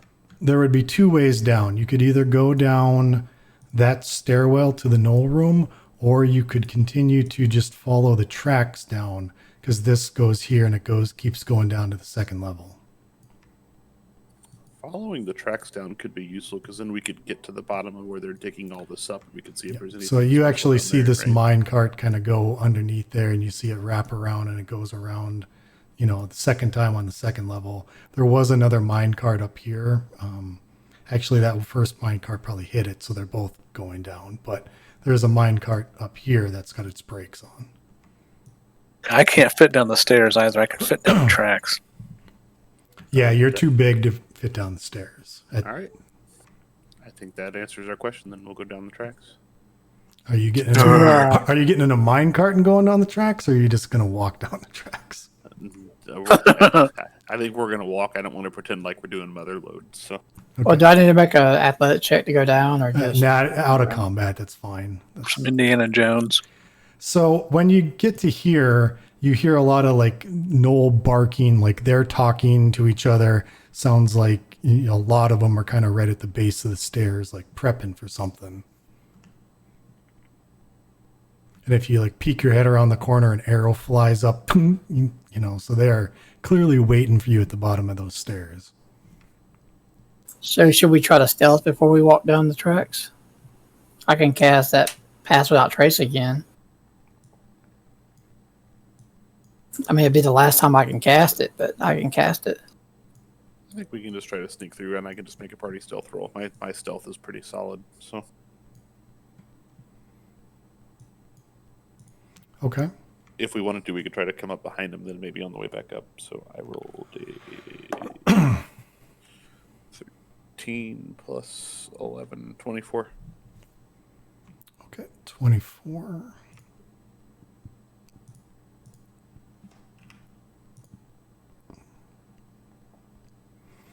Okay, so I'm going to move you guys down then. You're just taking that down.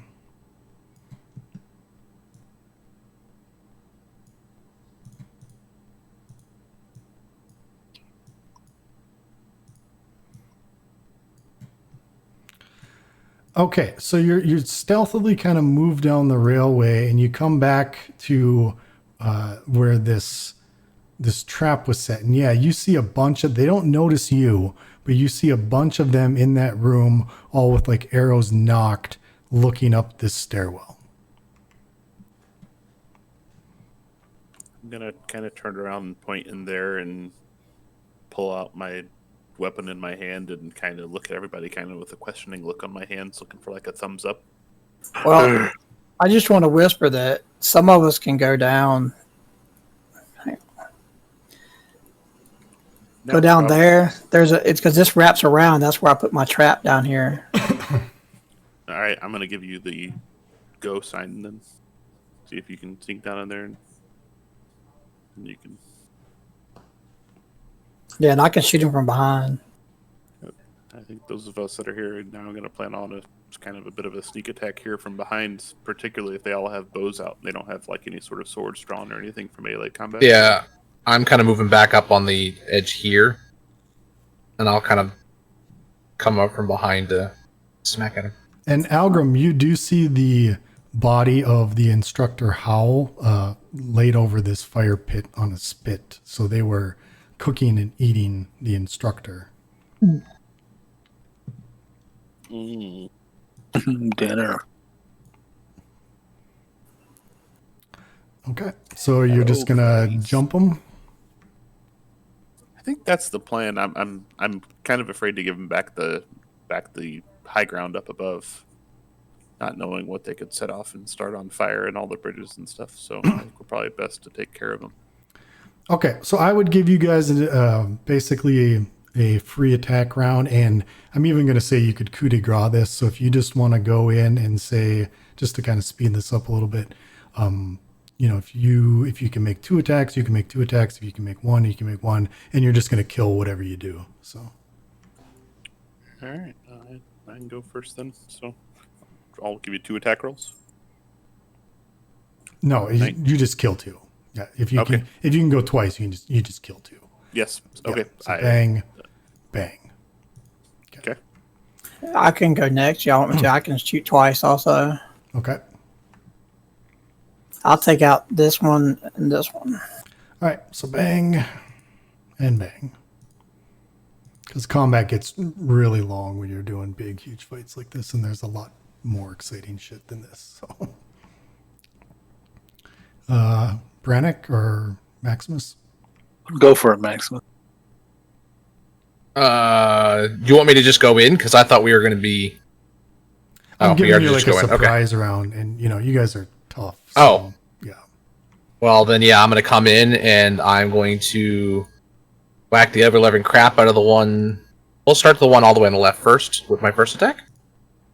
Okay, yeah, well, you kill it. I'm just giving you coup de grace on these. So Oh, okay. And then I'll hit the second one after that. So okay, yeah, and you kill that one.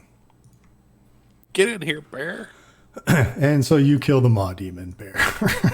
So all right, so they're all dead. Yeah. You caught them off guard, they're all dead.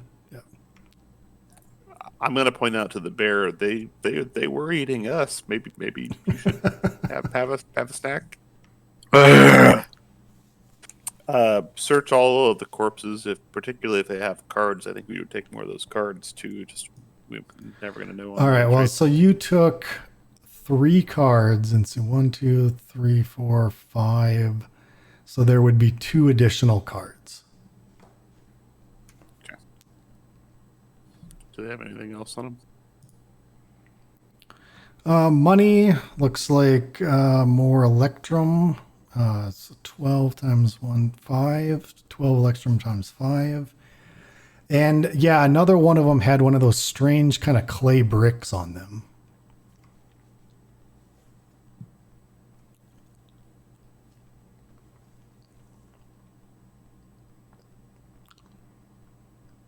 Okay.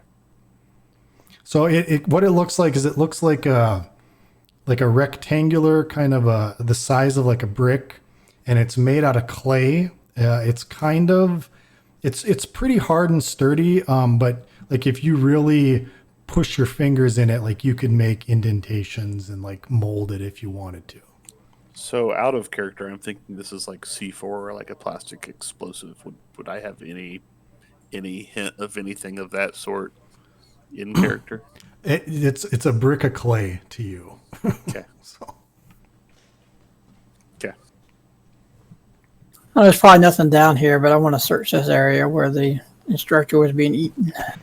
yeah, more supplies. They look like human supplies, kind of like it's not like ratty knoll stuff. It's supplies from Trailwind. It's supplies from Cole.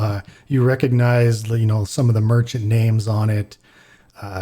It's mostly like food stuff, camping equipment. No real weapons or anything like that. It looks like this was their living space, and so it's like bedrolls and food stuff and water and things like that. Okay. We'll start moving down again.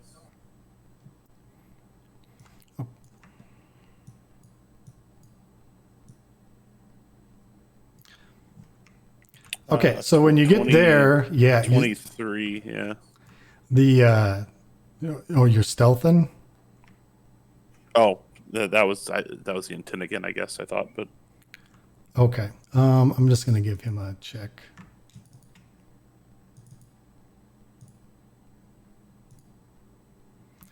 All right. Well, he doesn't see you. He is calling out in some voice, like he's expecting an answer and not getting it.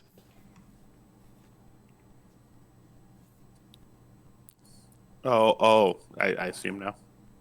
The other foreman guy in the middle. Yep. Got it. I'm gonna, I guess, hit at everybody to keep coming around as we're sneaking down.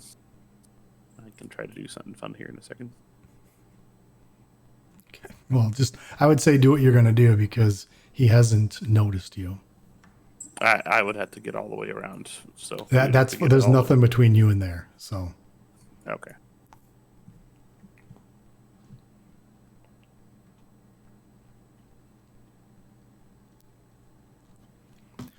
But when you get to there, maybe make a perception roll.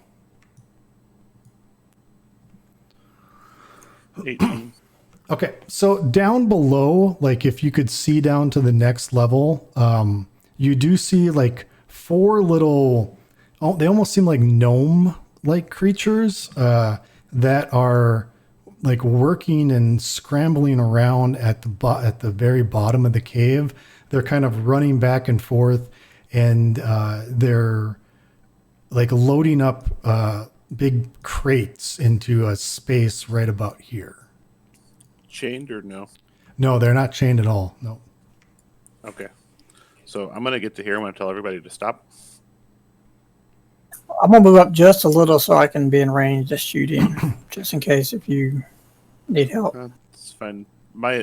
The intent here, Caleb, is I want to try to sneak up behind him and grab him and slit his throat. Okay. Yeah, that just give me a stealth roll then.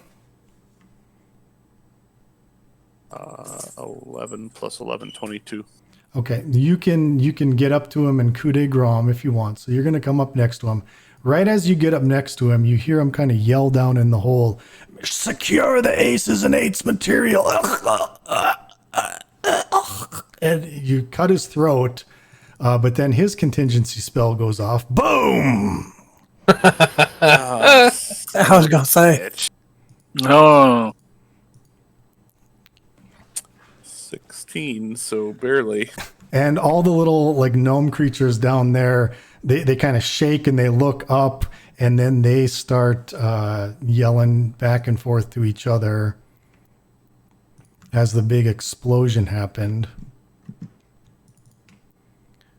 And oh, you guys, anybody understand Sylvan?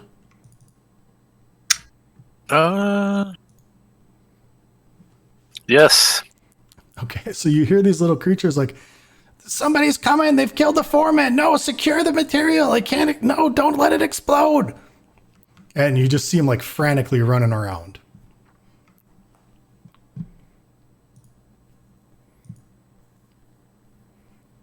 I'm gonna look back to the cleric in the party and say, "Help! Help!" What cleric? We don't have a cleric. Oh shit, you're right. We don't, do we? That No, was last druid, campaign. yeah. Yeah, we have a druid. So Remember, your guild master gave you a greater potion of healing. Oh, Well, you're- I can heal you too. I got I can cure do some. wounds. I can take the greater potion of healing. I mean, what's the roll on that? I've got it on my 44 notes plus here. 4? Hang on. Yeah, Maximus, you have a greater potion of healing on you. Oh, okay. Your guild master gave you that before you set off on this trip.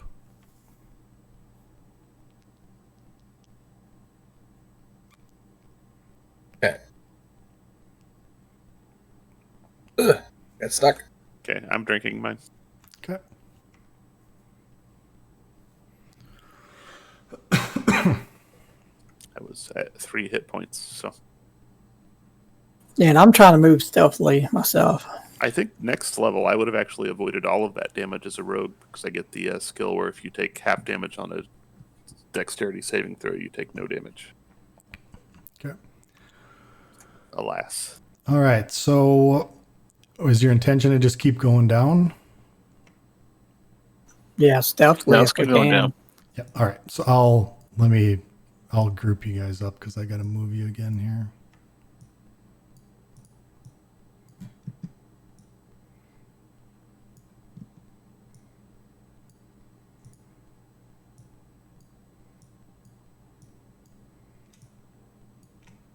Since we're on a new level, do we need to make another stealth roll or to continue from above? I mean, you can try, but I think they're pretty sure that they know you're coming.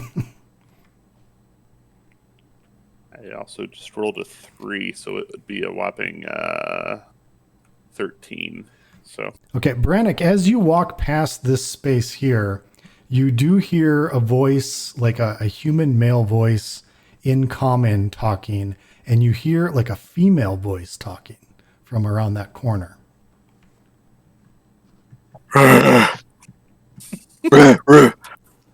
corner? Yep, that corner there. Yep. Just move my head towards that. I duck in, see if I can sneak around and see. Okay. Well, I mean, what happened to your token? Are you under Alvin? He's under me. Okay. Yeah. I'm just staying behind him to back him up. So stop right there. What is going on Yeah. there? Okay. So stop right there, Someone and now and soup. imagine this to be like a Warcraft cutscene. Okay.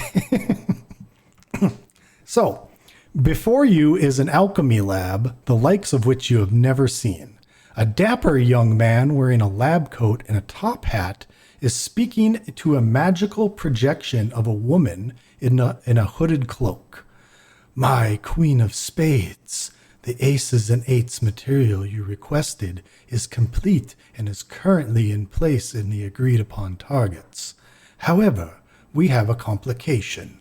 The lead-lined cases that you provided were inadequate to contain the entire order. As such, only 75% of the material was shipped.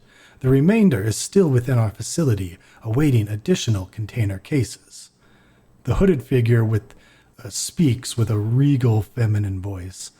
No matter. We cannot delay our plans. I will have the knave retrieve the amulet instead. Shut down your production and use the remaining material to create another golem.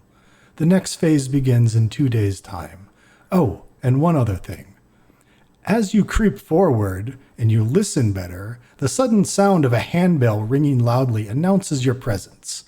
You look down at your feet and you realize you have just tripped an alarm spell.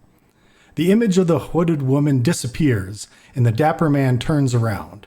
He pulls a playing card out of his pocket and says, "Well, it appears we have guests. What's your game, intruders? Poker, rummy, or perhaps war?"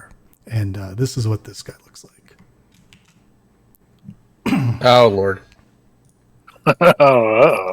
For future, I guess, thoughts on here, Caleb, in future things we're sneaking through, I paid like extra special attention to that girl's voice and her tone and her inflection and how she was talking.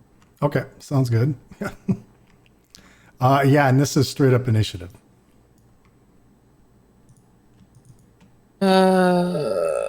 Like I said, it was like a Warcraft cutscene. Except for in beta where they're all in progress. Yeah. Hey, I didn't get beta, so I don't want to hear nothing. I didn't say anything. I'm 2.5 bubbles away from 60. The summer I had, I guarantee the game will come out and I'll be banned from even logging in for like 2 months. That'll be what my luck is like right now. All right, Maraba, you're up.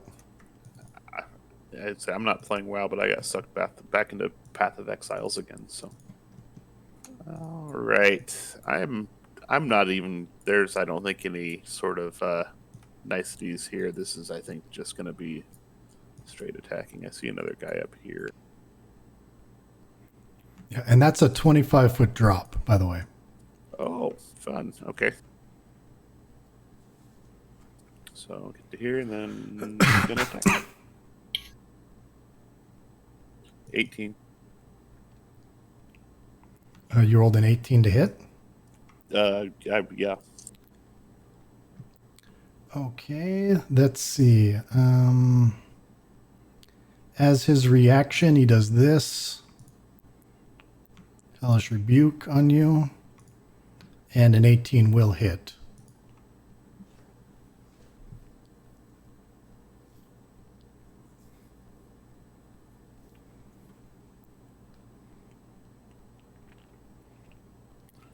$21. Okay. And since I hit him, I get to disengage for free, and then I'm gonna get the hell away from him. Okay, and then you need a dexterity save because he used a reaction to do Hellish Rebuke when you hit him. 15. That is you. That's what you rolled, a 15. Yes. Yep, that's the DC. So I don't think you. So do I take the 6 or do I? I not? don't think you do. No. Okay, I need to add that back to my life then. I just assumed that hit automatically. No, So it's a I'm gonna- dexterity saving throw. Oh, okay, got it. Okay, I'm moving back now. All right, his turn. It's a warlock. Watch out. On his turn, he casts Dimension Door.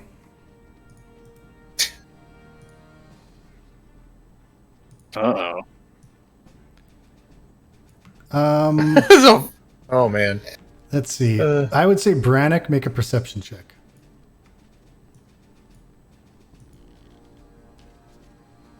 Meh. You don't see anything. Maximus. I honestly didn't see which way Maraba went. Was it to the left here? He Or went was to it to the the right? right. Yeah. Okay. So I come in this way because I don't know that he disappeared. He Yep. just went through a door. I would didn't yell see at that, you though. Through, yeah. I- Well, I know. I'm saying I would yell at you whenever you walked by me in game. Oh. Ugh. How far down does it drop here? 25 feet. Damn it. I begrudgingly come back out. Start heading this way. All right, now make a. Ooh, let's see what you can see.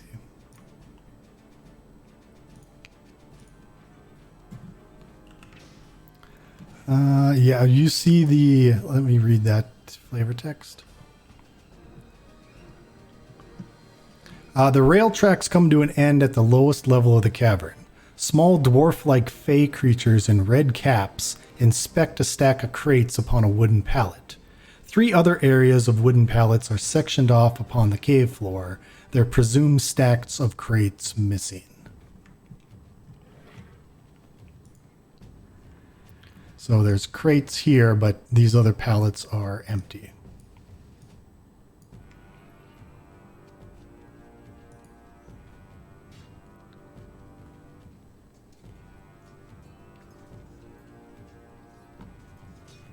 Okay.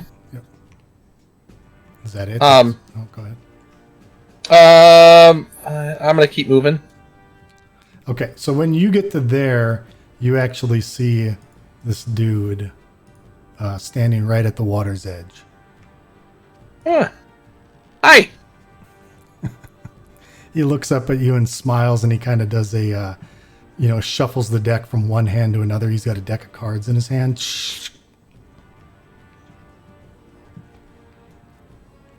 Okay. That's it. That was double movement, pretty much. Okay. All right, the red caps. They so this thing is going down kind of like at an angle. So like up here it's 25 feet, and when it gets down to the water's edge, it's actually at ground level. So it's like just like a foot above the water. So these guys 5, 10, 15, 20, 25. We can actually get there. 5, 10, 15, 20, 25, 30.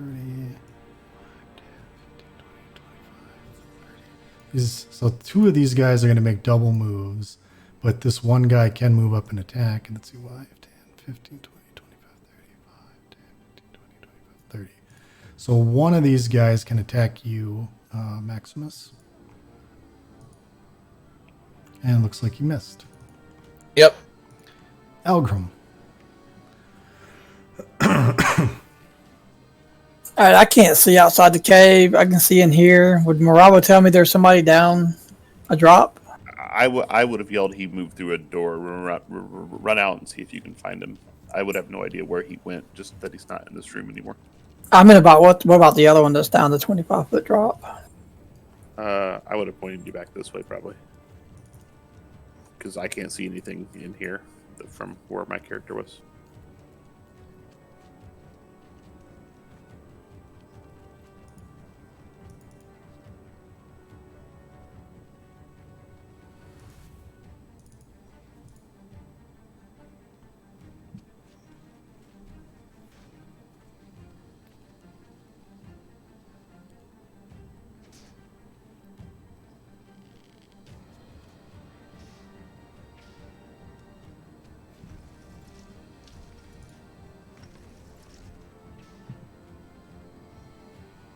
Okay, shooting at him. You would have advantage because you're on a higher elevation.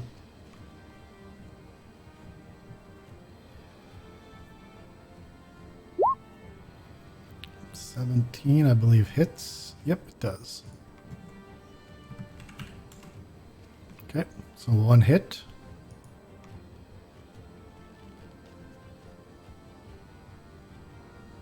Second attack. And if you're talking, I can't hear you. No, I'm saying I'm doing the Slayer's Prey damage. Okay, yeah, that's the first time I've heard you talk, so okay. Sorry, I was mashing the wrong button.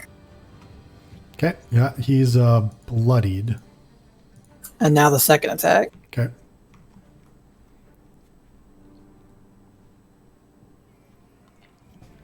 That'll hit. And that's all I can do. Okay. Brannick. I can't see you directly in front of to the south of me. It's blacked out. Because I'm huge? Probably. How about now? No, I can only see a little bit you know why? behind Because me. you don't have a light source on you. Hmm. What did you have before? Did I have something before? You're human, right? You don't have a light source.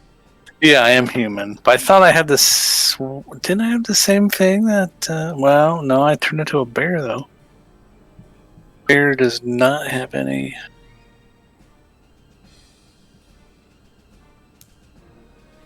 I can see into here. Can't see anything down here. Here, I'll give you at least 5 foot around you.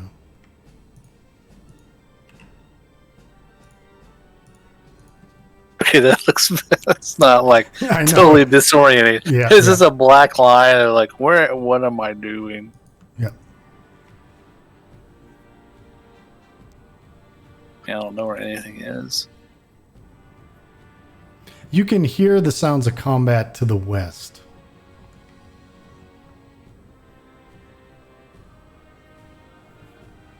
As you bump past Algrim. Excuse me.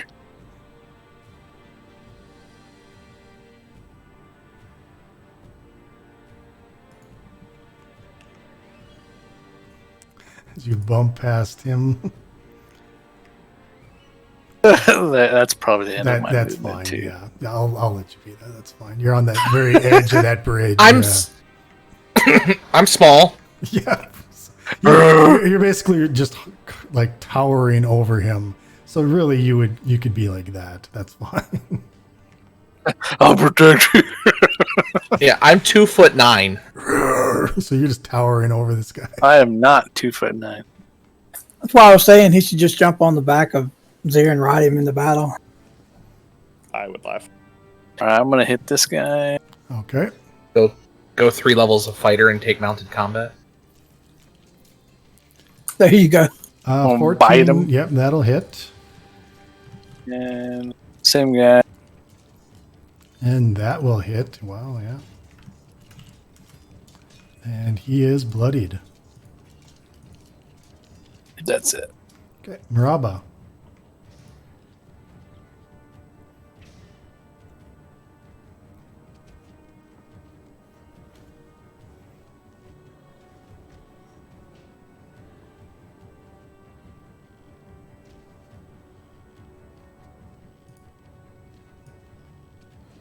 So I can get to.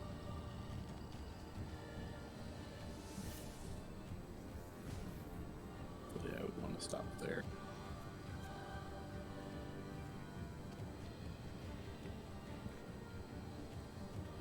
$30 is that at advantage or just that would be Yeah, it would be an advantage because you're on a disadvantage. higher elevation. Yep. I was checking at the range I can throw a dagger, though it's 2060, so I would be at disadvantage because of range. It would be just a straight roll because you'd have advantage and then disadvantage. So Okay, so I'm going to try to throw a dagger. I would get sneak attack because nobody's within 5 feet of me still. you just automatically get sneak attack for everything. It's the best part of Swashbuckler, yeah. So, 22. That will hit.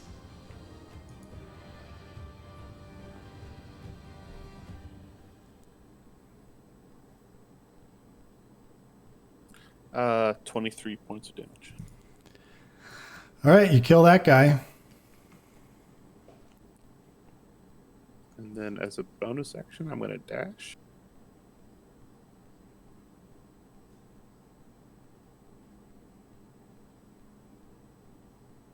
Get over to here. That's it. Okay. So Acton comes right to there, and he kind of shuffles his deck in between his hands, pulls out a 1 card, and looks at Maraba, or looks at you two guys this way. and he throws the card at you, and then in midair, the card changes into a lightning bolt.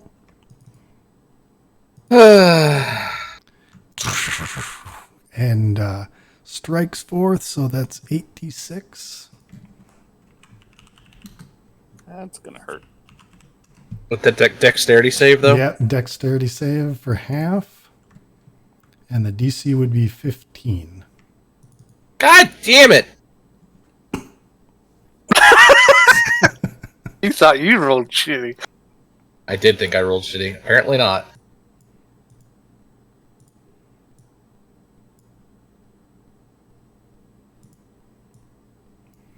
All right, so yeah, lightning bolt crackles out of his hands. And that's 30. his Reverted form. Maximus. Well, I'm gonna hit the one that's already been hit Okay. in front of me. I'm gonna use my last rage because at this point I kind of need to. Okay. So 14 on that one for 10 damage. 14 will hit, yep. That's 10 damage on that one. Yeah, he took 10 damage. He's still up. Okay, well then we're gonna hit him again. 'Cause it's 13. That'll kill him.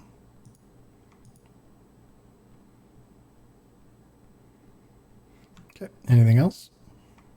Nope, that was action, bonus action. I can't move. So, well, I'll move here, or I'll move up here, stay within their threat range. Okay. All right, so one of these will attack Maximus, the other one will attack Brannick. So on Maximus,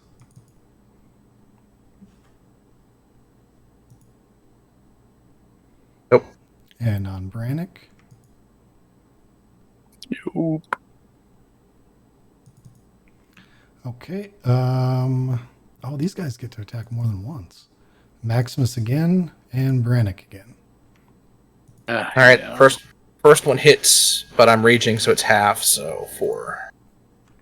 And then 18 on Brannick. It hits. Algrim. How far is the drop off this bridge right here? Where you're at, it's 25 feet, and it's basically like another, 5, 10, 15, 20, 20. Yeah, it's about every step forward is about another 5 feet down.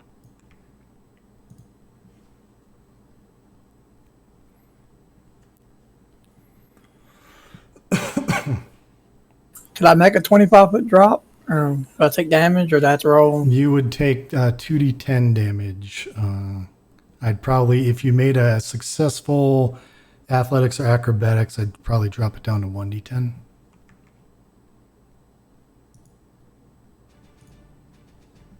I just don't want to get clumped up. That's the problem.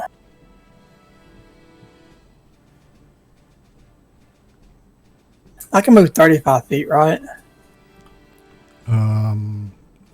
Standard humanoid can move 30 feet unless you've got something that gives you an extra 5. No, 30. Okay. Yeah, I see it now. 30 feet. And I get an extra 10, which puts me at 5. The one with the shortest legs can run the furthest in the entire party. Yeah. And monks can go at incredible speeds. At Monks high are ridiculous. Yeah, they can move like 80 feet and still attack. I can move 60 feet and still attack, yeah. So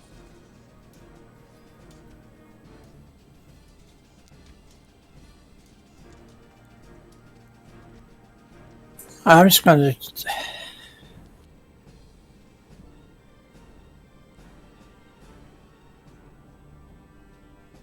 Move to here. Okay. And then, can I see the other guy, the whatever his name is? If you can see him in your dynamic lighting, you can see him. Okay, would I be able to hit him from here though? Because there's like a stag. Yeah, mine or whatever that I'd is. say you can hit him. That's fine. Yep. I'm gonna cast a spell on him. Okay. Well, I got a question. If I cast a spell, then I can't attack though. I'm not gonna cast spell. I'm just gonna move Slayer's Mark to him as my bonus action, Okay, so or Slayer's Prey, and then I'm going to attack him with a crossbow. okay.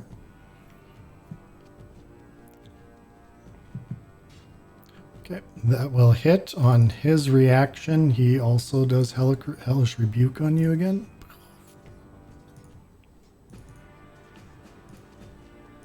And I get something. Hold on 1 second.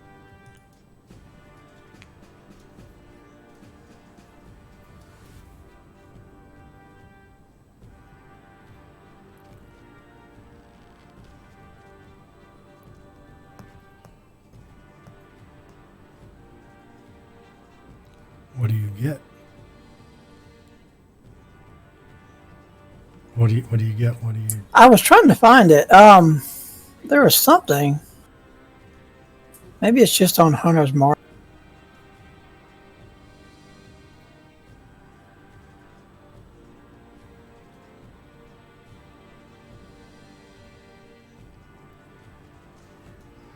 Are you talking like more damage or something? No, it was a benefit from it's. I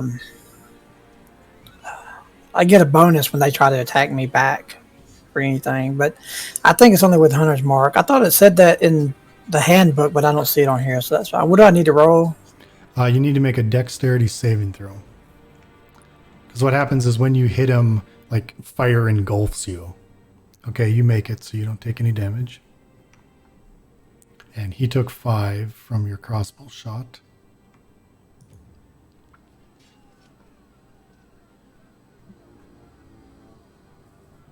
I have to do roll, don't I? Yep. In the future, you can probably set that up as a macro, so you can get like a 1d6 button to press just in game each time. Okay, so I can click on Slayer's Prey to do it, but okay, so that was your first attack.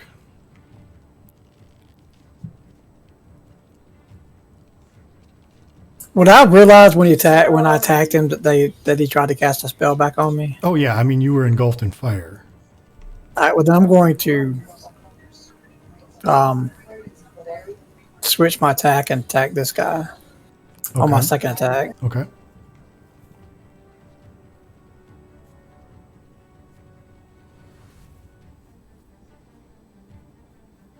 And that's all I can do. I'm done after that. I didn't see a roll.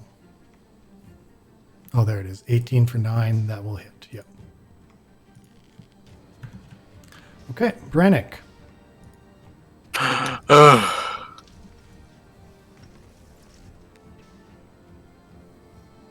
I'm gonna cast. Holy wall of text. I'm gonna cast Conjure Animals Okay. and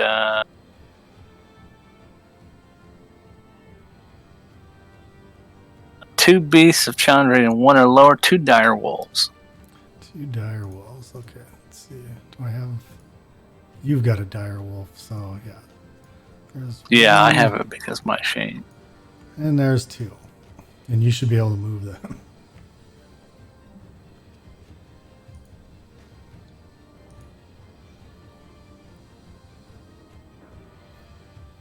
Okay, and I'm gonna tell them, and I'm gonna. So that's. I'm just. It's verbal command. I'm gonna tell them to attack the red cap. Okay. First guy's bite. That'll hit. Yep, 10 damage. And a strength saving throw. Yep. 13. Misses it, so he's knocked prone. And the second one. That'll miss. Is that an advantage because he's prone? Actually, you're right. It would be 21. Yep. So that will hit another 10. He's bloodied. And I'm going to use my bonus action to cast the Shillelagh. Okay. Where'd it go? Shillelagh. Shillelagh. On him. Caving his skull in, I All think. right, 24 for 12. Not quite dead yet. Ah! All right, Maraba. How far down was this drop? Let's see. From About 20 feet from that point. As a rogue, that's no problem. And I can make a roll too if you need. Well, you went down the other way, right? You went down here. So you're on the ground level. You could walk underneath that platform. Oh, perfect. All right. So this could completely backfire, but I'm going to try something here. So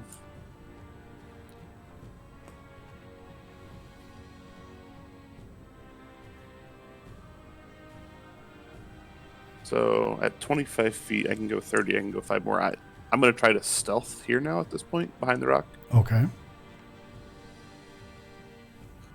16 plus 11. So I am at a 27. Okay. I'm going to come out behind, and I don't want to attack, but I want a sleight of hand, and I want to try to steal his deck of cards that he's using to fling spells out. Okay. So then I'm going to do it, and I'm going to do it running past him, right? So I'm going to pop out sneaky, and I'm going to just run and try to get the deck of cards that he's using to fling the spells. All right. So what's your sleight of hand check? 32. Okay. All right. Jeez. Well, you grab the deck right out of his hand as he's like shuffling it in between his hands. So. All right. So I was at 25 there, so that would be 30. There's my first extra 5 feet of movement.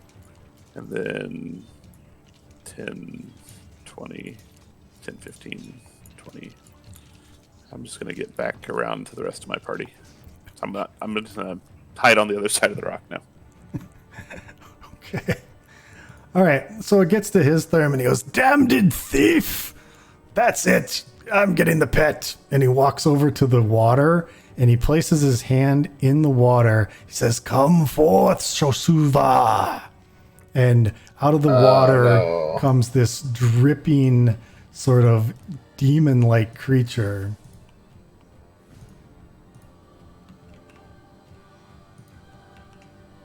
That looks like that with this big sort of like scorpion tail behind him. So that's like a challenge rating 1/4. We should be fine.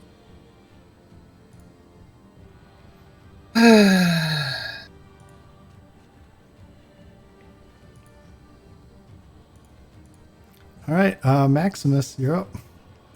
Zir said his power went Um, out. Oh, Uh-oh. darn it. He should be able to join Discord on his phone, and we can just move his character. I am going to.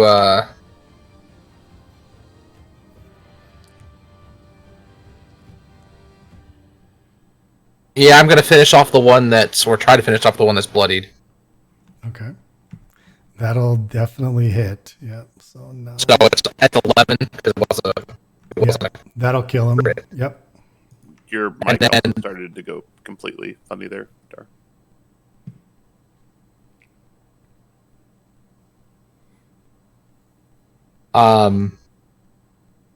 Then we're gonna hit the other one next to him. 15 will hit. Yes. So 8 points of damage. Okay. All right. So then this creature.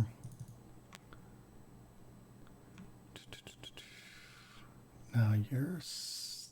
To see what kind of sense. I'm gonna move up a little bit.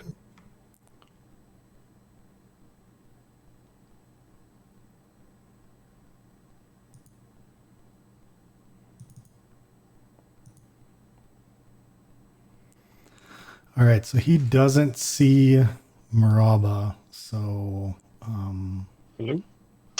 hello. Yo, You guys hear me? Welcome back. I'm just waiting on my internet to come back up now. All right, so he doesn't.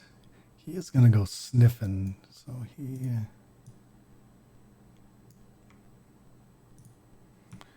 kind of runs over here looking for Maraba,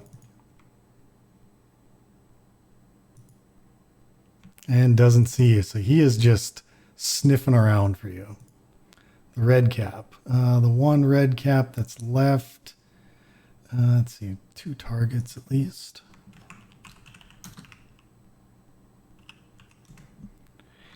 And attacks Maximus.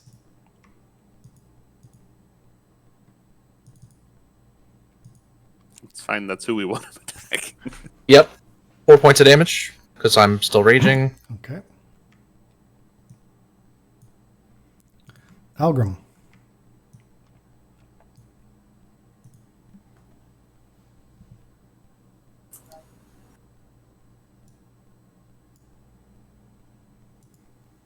As my bonus action, I can cast a spell with bonus action if it says BA behind it, right?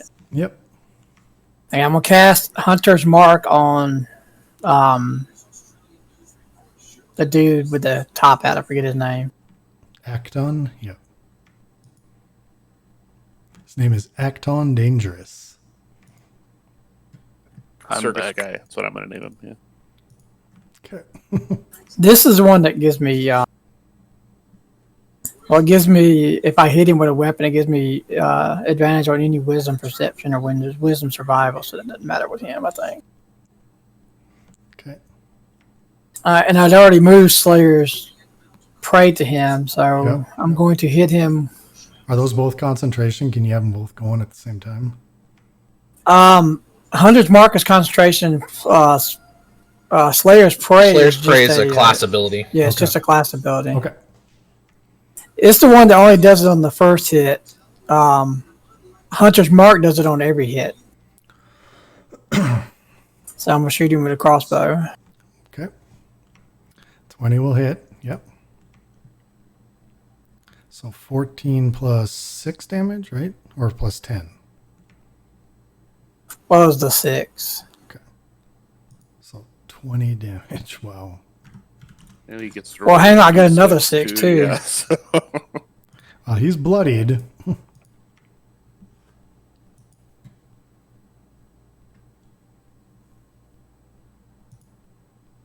So 2 from Slayer's Prey.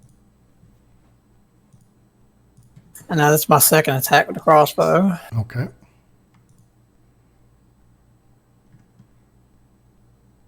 Another 20. Yeah, that'll hit. And then I get another 1d6 for Hunter's Mark, Okay. which is 4 more. Okay. He's not dead yet. And I'm done. Brannick. That was it. That's all the damage you can do, man. Yep, that's it. That's all I can Oh. do. He Okay. has 1 hit point left. So we still got one red cap alive, huh? Till I get some magic arrows or something.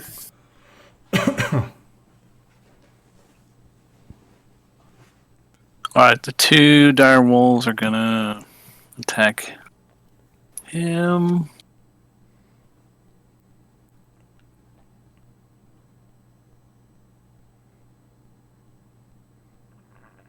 Hey, That'll definitely hit. 19. Wow. and the other one. He's bloodied. That'll He miss. he does a 15 hit? It does, yes. He gets advantage for that. All right, so yeah, another 10. It also says if he doesn't succeed a DC strength, he goes prone.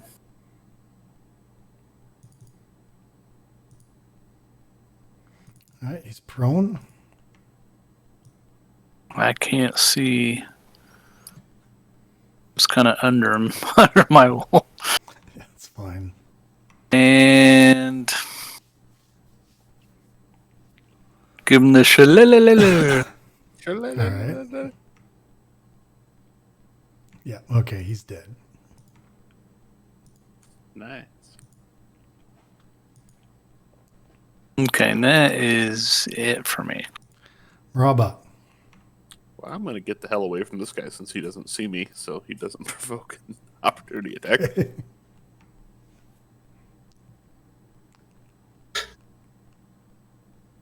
I was going to say attack top hat again. Yep, I'm going to attack him.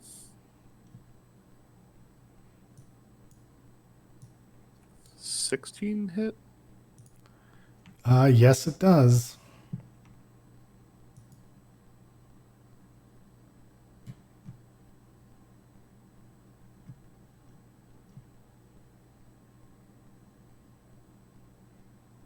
19 points damage. You stick your blade in his gut, and he falls over. No. I was one card away from a straight flush, and drops to the ground dead. Then I am gonna hide and move over here and roll a stealth roll from this big creature who's sniffing me, trying to find me. Okay. 10 plus 11, 21. Okay.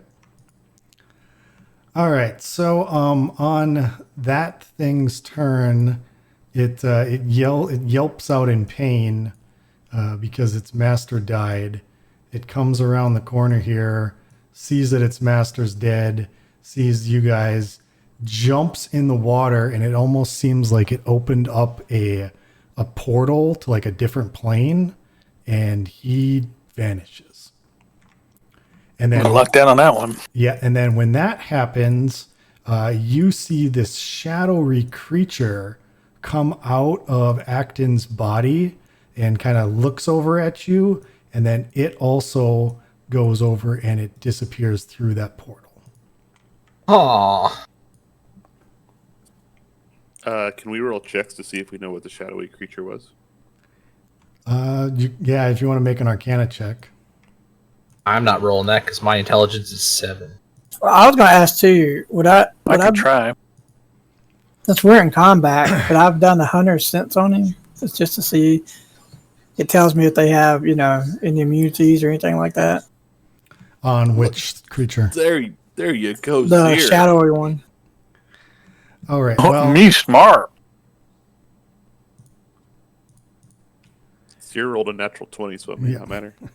okay. So what did you want to know? The shadow creature was resistant to acid, cold, fire, lightning, thunder, bludgeoning, piercing, slashing, and non-magical attacks. And Holy moly. the Shosuva was resistant to cold, fire, lightning, bludgeoning, piercing, and slashing weapons from non-magical attacks. And it was immune to poison. And it was immune to being charmed, frightened, and poisoned. Then I guess do we have an understanding of what it was? Or does Zir have an understanding of what it was with that roll? What were you, like, you were asking what the shadowy creature was? Oh yeah, we were trying to figure out just what it was. Yeah. Okay, it didn't seem like a normal shadow to you. With a 22 Arcana, it seemed like a creature from the negative plane.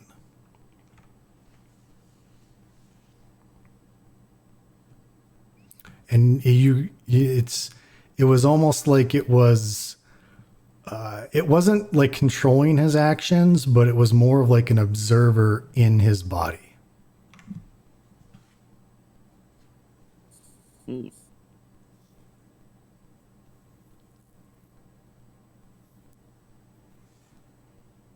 So now I think we just search all the Wow. all the dead folks. Yeah. Well, the one thing I want to do real quick while we have particularly people here who are strong, can I ask them to come help me?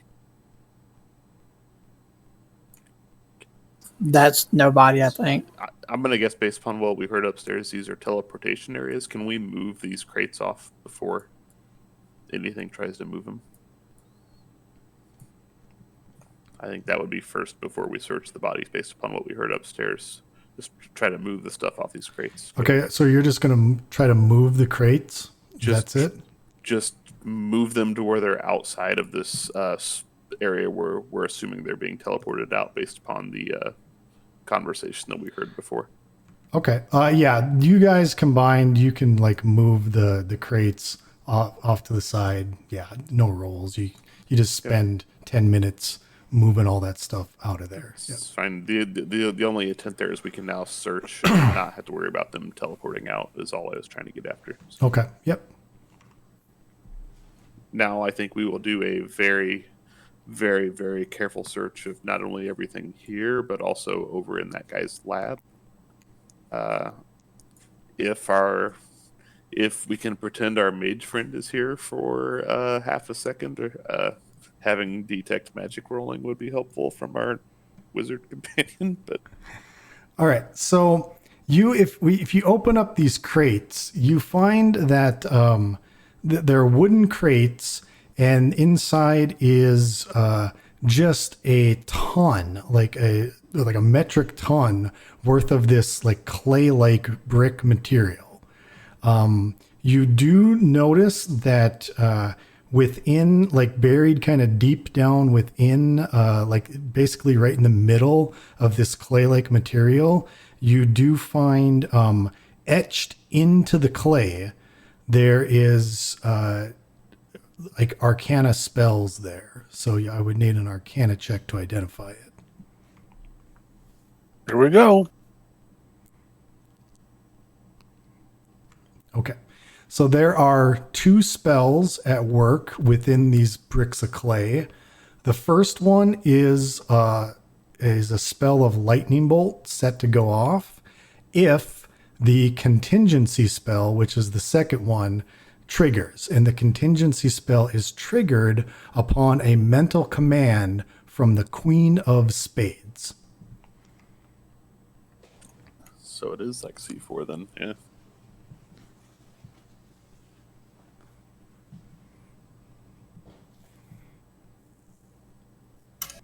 Two questions. One, did we find anything on the bodies also? And second, is it free move? Can we freely move around? You're out of combat. Yep. Okay, so on Acton, all right, he had a dagger that was magical, and you stole his deck of cards, which has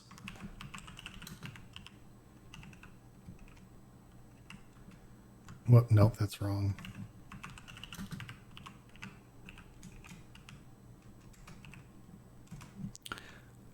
It's got 17 cards left in his deck, and if you look at them, they're all the ace of spades. Every card is the ace of spades.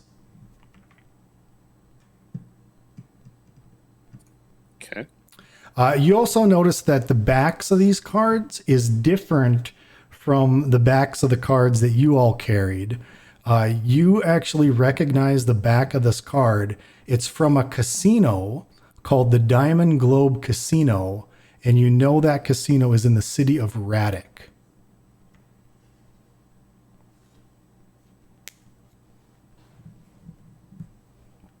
Okay. I put that down in the party notes. Okay.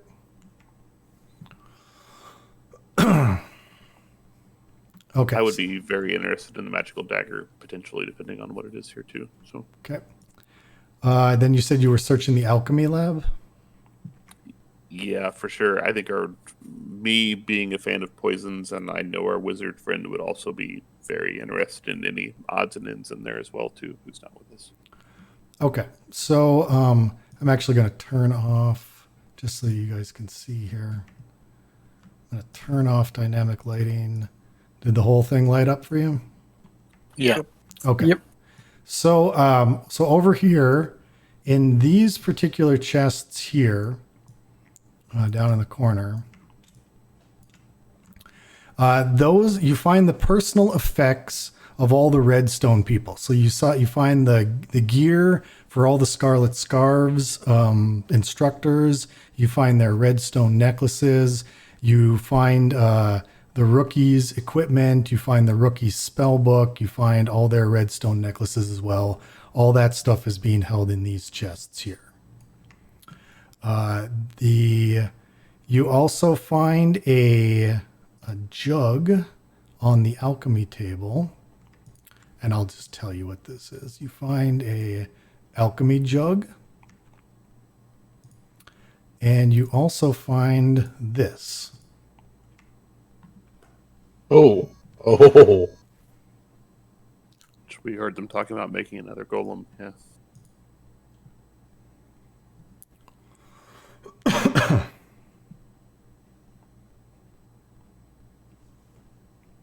You must be a spellcaster with at least 2 5th level spell slots. Yeah.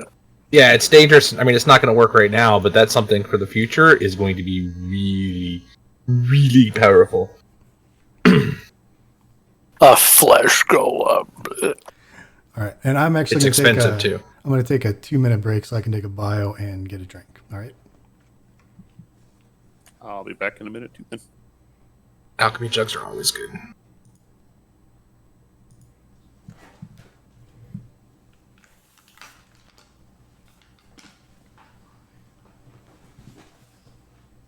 Two gallons of mayo. You never know. Downside is it's only once per day, but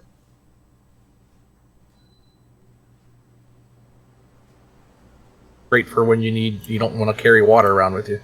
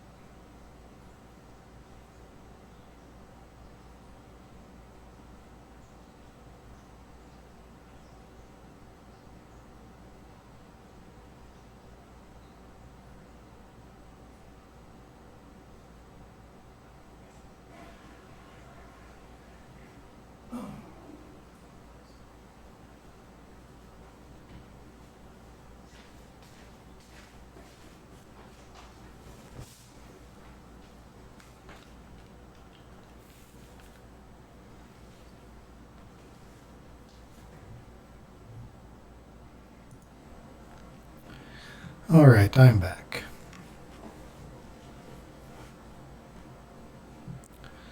I don't know. Yeah, okay. I don't know if you're still here, Blood. I just saw that go get him, Caleb thing. So.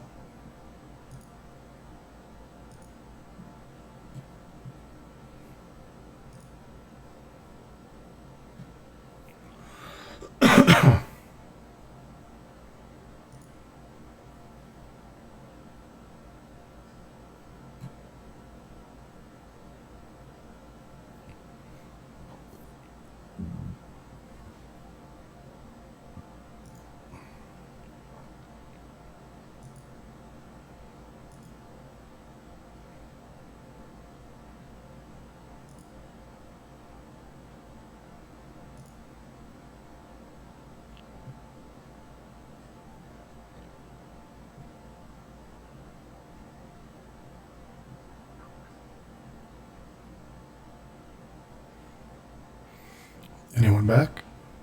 Yep, I'm here. Back. I'm here. All right, so there is one other thing you find in the alchemy lab. You find a recipe for something that they call aces and eights clay. And the descriptions on them is it says the standard crates is enough to level a city block, and the large crates is enough to topple a castle. I just sat back down. It sounds like those have a ton of explosive power based upon the last sentence I heard there.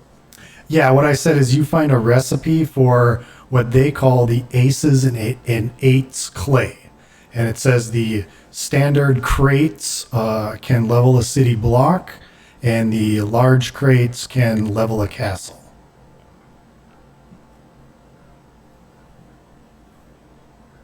Do we happen to know where this leads out to, or Oh yeah, if you go up that northern route, or the western route, it goes for a little while and it comes to a group of clay mines. So it looks like this big area of clay that they were mining out.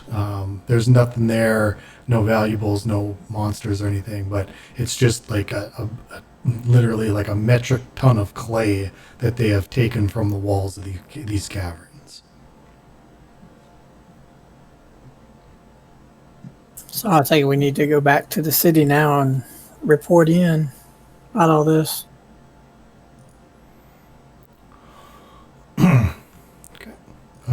Yeah, that's fine. I mean, you've basically killed everything in here, unless there was anything else you wanted to do. Just take all the gear for the people, for our people, Okay. so we can return that. Yeah, and the one other thing I might do is on the way out is grab those gems that were doing the aura spells and see if we can't maybe figure out a way to use them for ourselves in the future as some sort of a base or hideout or something. Okay. As soon as you remove them from the pedestals, they stop glowing.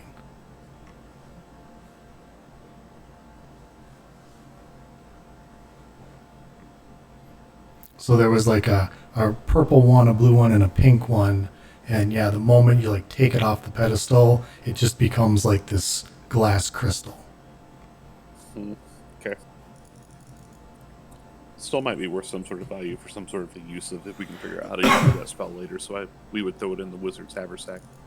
Okay. Is the rookie party still there, or are they moved? Well, you told them to move, so they are at least a hex ahead of you, moving off as you went back in the dungeon. Rightly so. So I say we just head back to Trailwind. I would say we'd try to meet him in the middle because we had asked the farmer to help them get to the town. So maybe we could meet up with the guys at the town after on the thought maybe we'll stay overnight with our friend with the farmer, and then we could try to meet up with him in town. Okay. So are you intending to go to the town or to the farm? I think the town, right? Because that would be the place where we could maybe intercept them, knowing we can probably move faster than them anyway. Well, you assume this is where they are. So we go to the farm then. Okay. You can move 4 hexes standard in a day if you want. Yeah, that's fine then. We can try that. That'd be 3. Okay, so you're going to the farm. Let me roll an encounter. Okay, actually, yeah, you do get an encounter right before the farm, and it's not a map encounter or anything. You're kind of right on the edge of the bone wastes there, and you see this sort of a middle-aged elven man who looks like very he looks very druidic to him. I mean, he's got he kind of looks like Malfurion almost is what he looks like, and he is inspecting like the edge of the bone wastes, right where the new growth is happening. I speak Elven, and I guess I would ask maybe Zir to come up with me if we think he's druidic of some sort. I would greet him as a friend, I guess, to start. Okay, so you're just gonna like approach him? Yeah, I think so. Okay, so yeah, as you approach him, he's like kneeling down next to the bone waste. He kind of looks up at you and gives you a very friendly smile and says, "Ah, Redstone adventurers. Yes, how good day to you. Are you here investigating the growth as well?" "Oh, sorry, my manners. My name is Jalal Evermore." Is this in common or in Elven? He spoke to you in common. Okay. Do we know that name? Does he introduce himself? You don't really recognize the first name, but the surname Evermore, that is a very famous name. Quallen Evermore from the War of the Stones had fought at the Battle of Tug Tarask, and so you you've definitely heard the surname before. We would point that out and then also introduce ourselves and our team. We would probably know at least of the team name if he knows of the Redstone Guards. Ah, yes. I know of Redstone. You said you were asking about his last name? Yeah. Yes, he is my grandfather. He's definitely getting on in age. Everyone, of course, knows Quallen Evermore, but no one knows of Jalal, of course. I'm constantly in his shadow. So you do your druid thing. Maybe you can make him feel better. What's my druid thing? I don't know. He's looking at grass. Clearly, you can be friends with him in nature. We shall discuss druid things. Yes, grass. It grows well here. Yeah. But have you seen the interesting part about this? You've noticed the bone wastes receding, have you not? Correct? But it's not new growth. It's almost as if the plant life was dormant. It wasn't dead. It was just dormant underneath. And now that the aura, the necromancy aura is gone, the plants are renewing themselves. The grass you see here is 650 years old. And he just seems astounded by it and is frantically taking notes. By dormant, he means sleeping, right? Yes, sleeping dormant. It's as if Nethral's aura would just not allow them to grow. They were not dead. They just could not breathe. They could not live. They could not grow. They could not do anything. But they weren't dead. And that is the astounding part, is everyone thought that the bone wastes was just dead. And it wasn't. It was dormant. Where did you travel from, Druid friend, to get here based upon where you were normally living?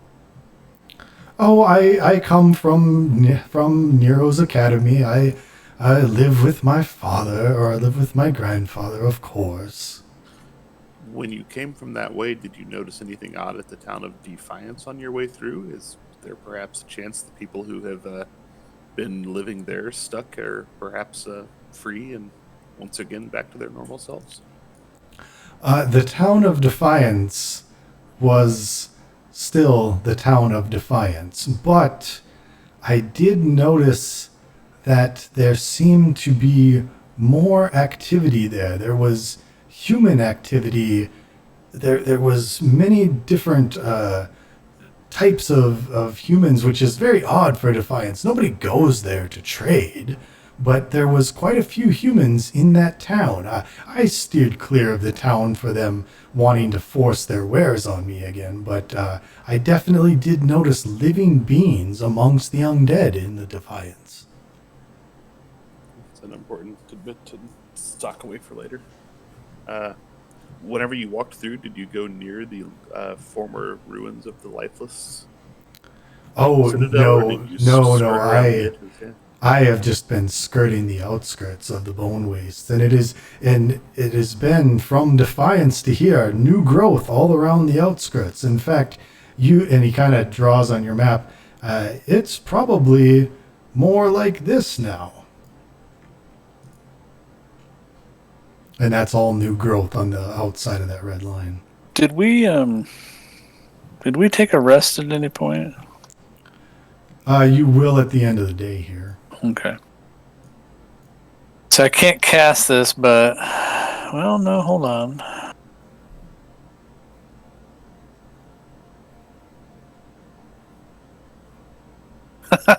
I could speak to the grass. All right, so yeah, you can speak to the grass. What do you want to say to it? What do you want it to? Just ask it, how long has it been here? You know, has it been dormant, or is it newborn grass? We have been sleeping for many, many years, and the grass goes on to tell you that it's been sleeping for 650 years. Fascinating. You're right. How about we ask the expert what we should be asking the grass here? This guy clearly knows more about the plants and its sleeping and everything else, right? Can you tell him you're talking to the grass now and you can confirm? I'm talking to the grass. Oh yes, I have talked to the grass as well. It's what truly is amazing about this is that it was clear that Nethral's aura is the one that was keeping them dormant, and if that aura is gone, he truly is gone. It's hard to kill a lich, but it seems all evidence points to him being gone. He's there's no more Nethral. Hooray! And he kind of does a little jump in the air. I have a hard time believing he would be gone that easy, friend, after his many years of life here. The evidence speaks otherwise. And he goes on and on at tedium about APA style and research notes and things like that. I think he's been smoking some of that grass. And he starts taking samples and he goes, I must show my grandfather who will not believe this. Perhaps my grandfather walked on this grass. You know this was all part of the Trillion Kingdom, right? This was where my grandfather walked.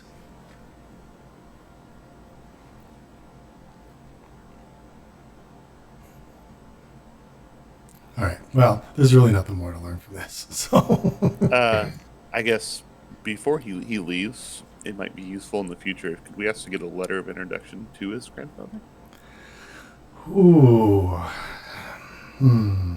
he kind of scowls at that and says, you do realize my grandfather is 1,000 years old. Now, D&D elves can live like up to 700 years old. So he says, you realize my grandfather is 1,000 years old, and he's not very mobile, and he does not accept visitors very often. If you come to the tower and speak with me, perhaps, but if you were to come just on your own, I doubt he would see you. What if I were to give it on my word that we would only use this letter of rights if perhaps the safety of the kingdom was at stake? Make a persuasion roll.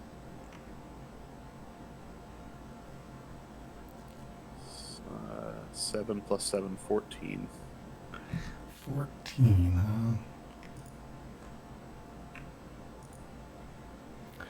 No, you didn't convince him. He's like, no, he goes, we just met. I don't know you. Perhaps if we become good friends in the future, but my grandfather is unlikely to meet with even kings at this point. Very well, we will. If the time arises, we will seek you out at Nero's and explain our potential need at that point and see if you would be willing to help us then. Well bargained and done, sir. Okay. So yeah, he just keeps going on, like collecting samples and doing notes. Good day to you all. This is all totally out of character at this point. I have a feeling the grandson may not be able to help us much in the future, but perhaps the grandfather can. Yeah. Okay. So you go to the farm, and yeah, the rookies are there. They are there. They're fine. They can join your party again. It's probably end of day at this point. Could we ask our friend if we could perhaps sleep the evening there? Oh, yeah, absolutely. You can sleep the night there. You know this guy. You helped him out. No role needed. You guys get a full rest. It's the morning. So. Can we ask while we're there if he's noticed anything else that could be odd coming out of the wastes? Now that you mention it, yes. He goes, yes. Now that you mention it, yes. I saw a line of adventurers and soldiers wounded and bloodied walking back to Trellwind. So you can assume that these dudes are all probably about here. And he says that when he saw them, they were in a terrible, bloodied, more than half their numbers were gone. Oh.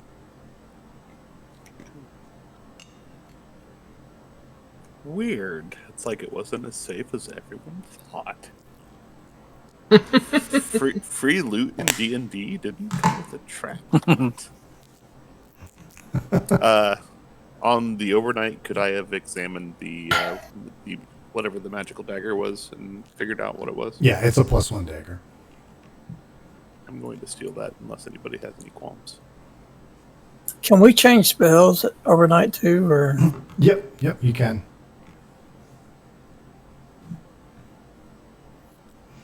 All right, so morning comes. Where to?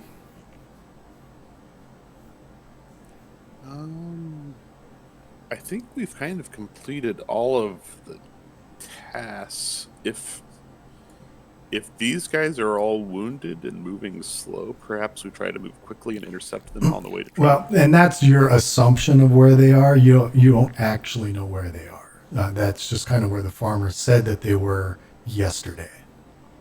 Yeah, and I guess even if we do not intercept them, it would still be on the path to Trellwind, which I think would be our logical choice at this point, right? Anyway. So. Yep. yeah, I think we should just head straight to Trillwind because we have the rookies with.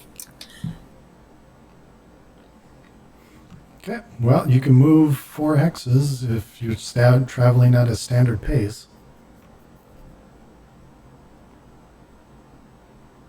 Go one at a time. Show me your path. Okay. Okay, when you get to there, you see a big cloud of billowing smoke coming from Garnaham. Oh. And you don't run into any of these guys at all. You don't see any of them at all. We would divert course to the town. Okay. Well, before we do that, could I search the area just to see if I see any tracks or anything? Outside of Garnaham, yeah, absolutely. You can make a survival check. Yep.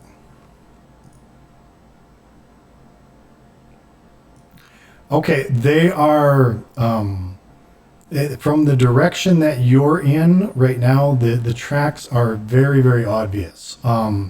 You notice probably hundreds of like skeletal and zombie feet tracks moving from this direction like that, and then behind them you see lots of tracks of lots of various other creatures like orcs and goblins and ogres and ettins and gnolls and just all sorts of just like creatures that are stomping on top of these like skeletal tracks.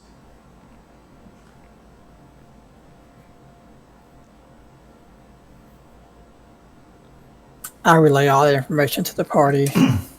Okay. So much for it being a nice, safe, monster-free life citadel. All right, so you're going to go into the town of Garnaham? Yeah, I think we would be kind of somewhat honor-bound to at this point to try to go see what was happening. A lot of dead skeletons. All right, so the remains of the small farming village of Garnaham is that of chaos and destruction. Houses are pillaged or burned to the ground, and bodies lie dead in the streets. Taking a second look at the bodies, you notice that only a few are of the villagers that you recognize. In fact, most of the corpses are that of skeletons or ghouls, all headed in the same direction, all with weapon marks along their backs. That's a bunch of dead bobs.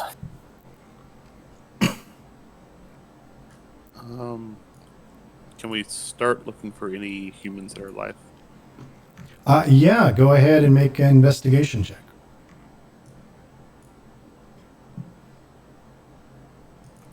Six. Well, you don't find you go search like Oh, over. look! This is a great field. Oh, wheat. Ah, So we have to do a. If I'm searching, I do an investigation. Correct. Or Yeah. crap, I have a -1 in that. I did a 1. Oh my goodness.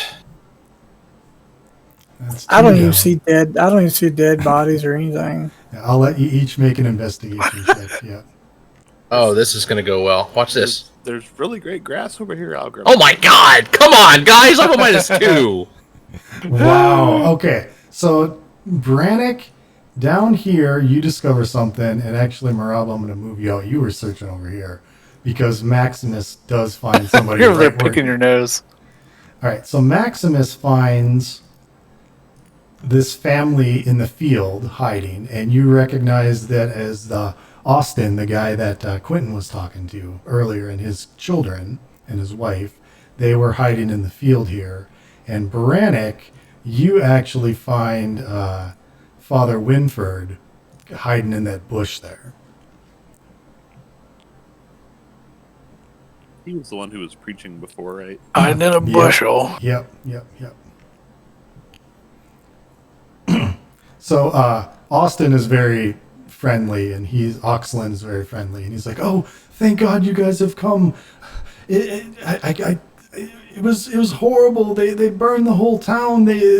Thank God most of the villagers got away, but it was the damnedest sight I've ever saw. I was just talking to Francis, and we were in the town square, and we were just talking about the fields, and then all of a sudden it was the damnedest thing I ever saw. A skeleton just ran past us, and before we could even understand what was going on, a ghoul ran past us and another skeleton, and they just kept running, and we were like, what's going on? And then this orc came out of nowhere and cut the skeleton down, cut the ghoul down, and then he cut Francis down. I ran, got my family, and run, but this horde of just trolls and orcs and just minotaurs and ettins and bugbears just came running through the city chasing the undead, and they slaughtered them all. And after they slaughtered them all, they killed the few villagers who didn't get away. They looted the town, they put it to the sword, they burned it, and then they moved on. I have a hunch. I think we know what magical substance probably blew up the tower, too, for those keeping score at home.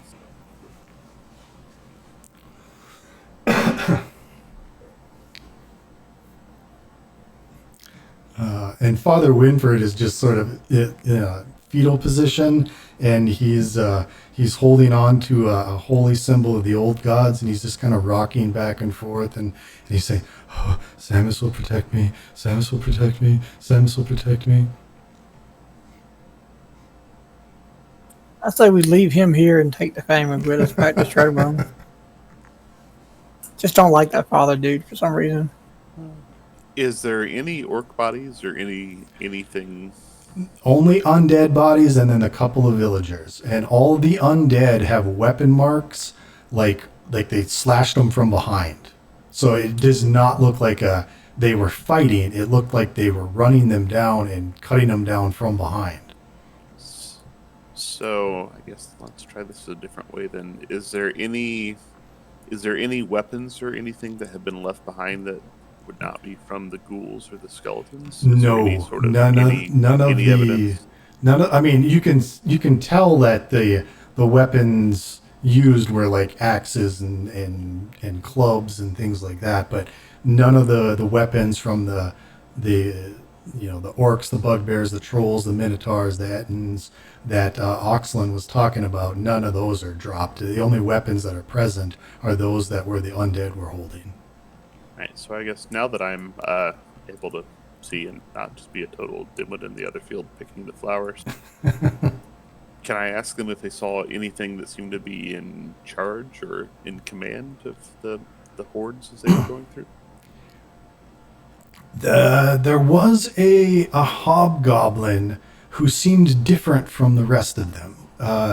The hobgoblin seemed to have a bit of intelligence to them, and he was like directing them, where the rest of the creatures were just savage beasts, just bestial and just yelling war cries and cutting everything down. But the hobgoblin seemed calm and was yelling at them to get over there, giving directions.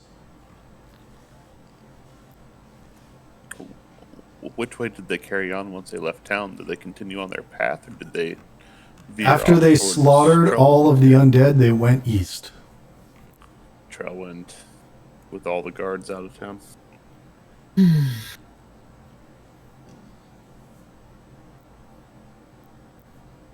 I think we've heard all we need to know. You are welcome to travel with us to the main city. However, I'm not entirely sure where we're traveling will be safe. Okay, yeah, they readily agree to travel with you, and in fact, they kind of bring you around town, like in kind of a mile perimeter around town, and you gather up a lot of the other families. Remember, there's only like 6 families in this little town, and you gather up like 4 other families like them. We're not bringing Father Winward. He can stay. Yeah, he's just rocking in the fetal position underneath that tree. Yeah. Sounds good to me. Okay.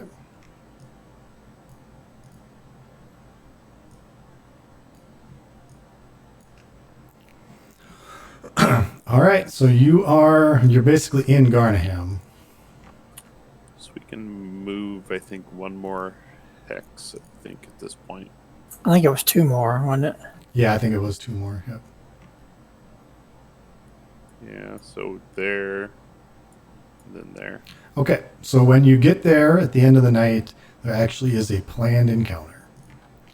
So I am going to move you guys to the map, and I may have to, let me get rid of a couple of things here, because you're down a player. So I'll get rid of that. I'll get rid of that. That's probably a fair fight. Okay. So. Oh no. At least we're fully rested and have our spells back. Yep, you do. All right. So as you are, Those are famous last words. Yeah. as you are traveling, you come across a clearing amongst the patch of trees. Suddenly, the sound of a high-pitched screaming from the air grows closer and closer, like ah, and then splat! A goblin just fell out of the sky and made impact with the ground, killing him instantly. A few moments later, a familiar sound again of a catapult twang can be heard, followed by the same ah, and another goblin makes impact on the ground right in front of you. Splat! A war cry in Orcish from across the field. Broktobar! As several orcs, goblins, and a minotaur step out of the woods and onto the field.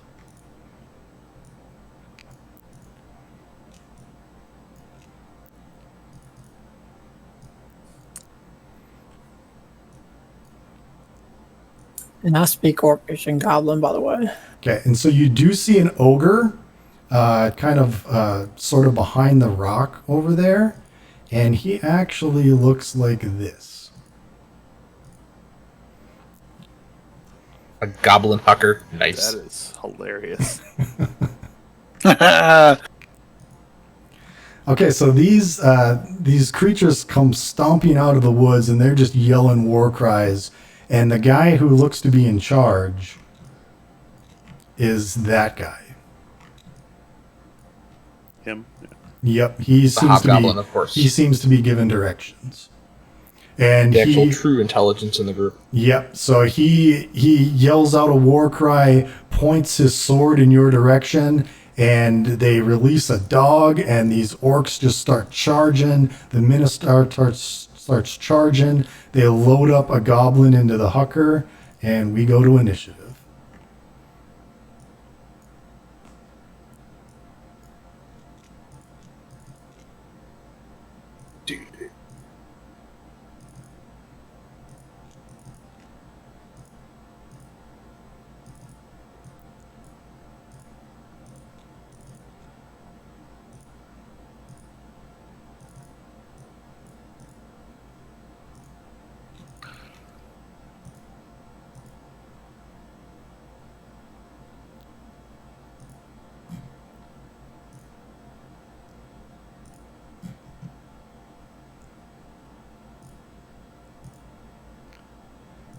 I don't know why it's whispering.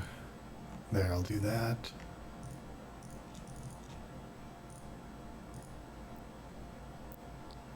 And that one's whispering too.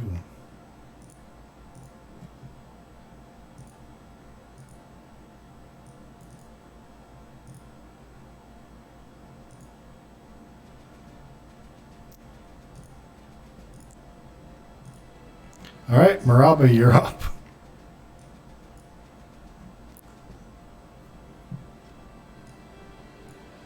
So I'm gonna dash. And then knowing I'm in hobgoblin range, I guess from here I will try to hide. Okay. 8 plus 11, 19. Okay, so the wild dog goes next. It can move 40 feet, so it can move 80 feet.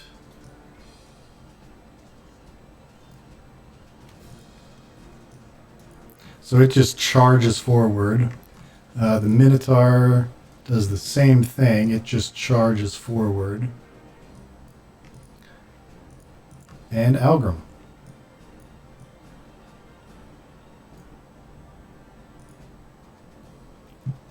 Give me 1 second.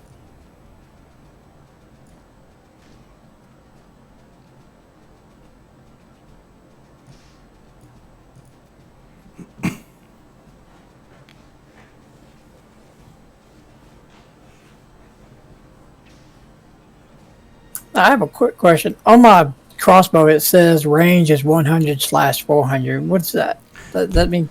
Past 100 feet, it's you can shoot at disadvantage. So you can shoot up to 400 feet, but anything past 100 is at disadvantage. Unless if you take sharpshooter, and then you can kill people from 400 feet away. No issues.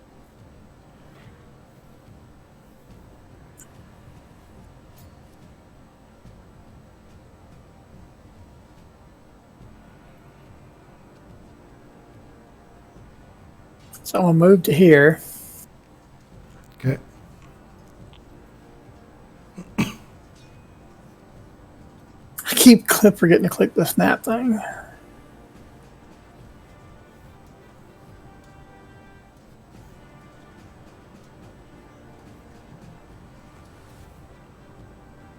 Trying to see the range on Hunter's Mark.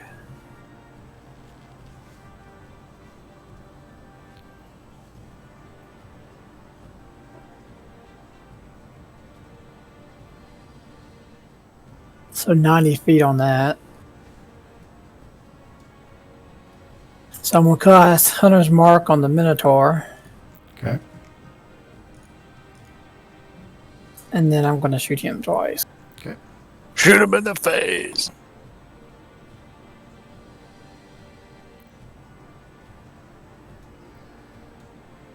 Yeah, that'll hit.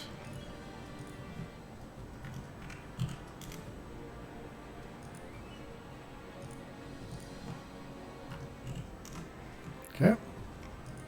Second attack, the 13 misses. That's all I can do. All right, so Goblin Hucker. Let's see, the range on this thing is 150.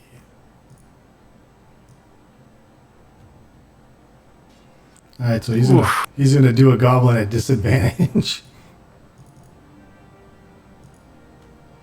21. So the goblin's gonna die when it hits the ground because it'd take 15d10. But the goblin is gonna smack right into you, Algrim, for 6 points of damage. That's hilarious.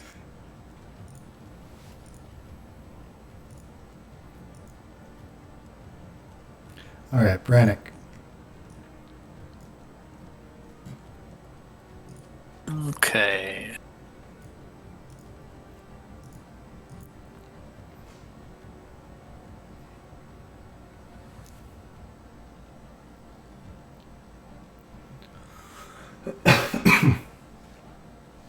I'm going to turn into a direwolf. Oh, wait, before I do that, though.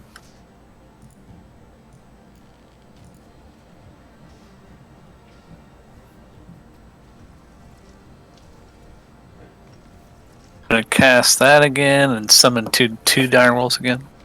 Okay. The pack is on the hunt.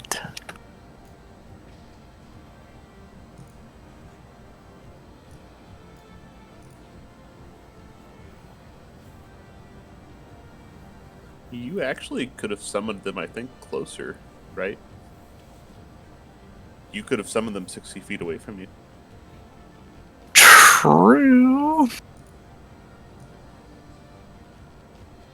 And let's summon them up front. So I'll summon them up there.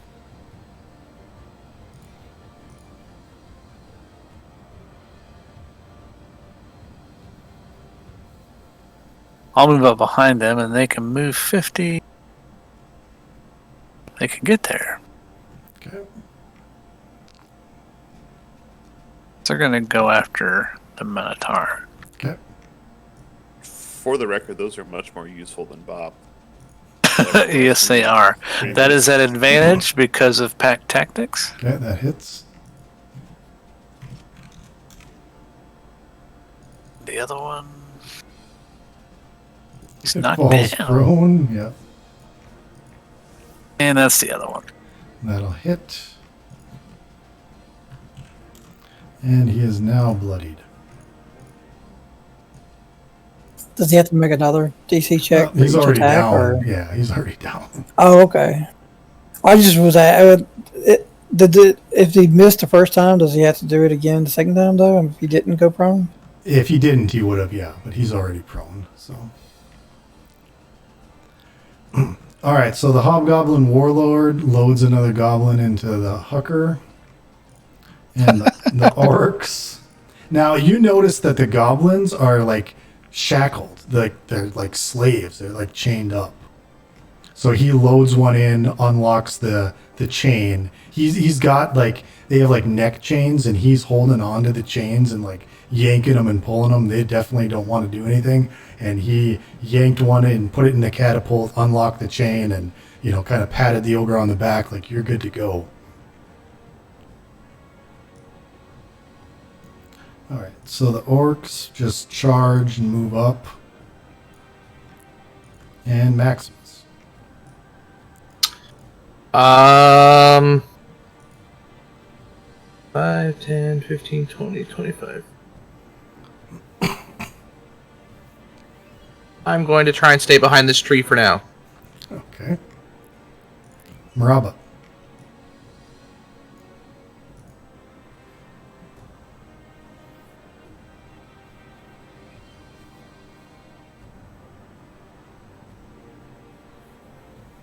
I'll stealth here again. Okay, that's it. That's, yeah. Because I had to move twice to get here, so. Okay, what is your stealth roll? 17 plus 11. 28. All right, so the dog doesn't sniff you out, so instead it's going to attack this dog. It's a dog-eat-dog world. 12 on that guy. Miss. Okay, Minotaur is going to stand up, and he'll attack the lower one. 24. That is. And Algrim.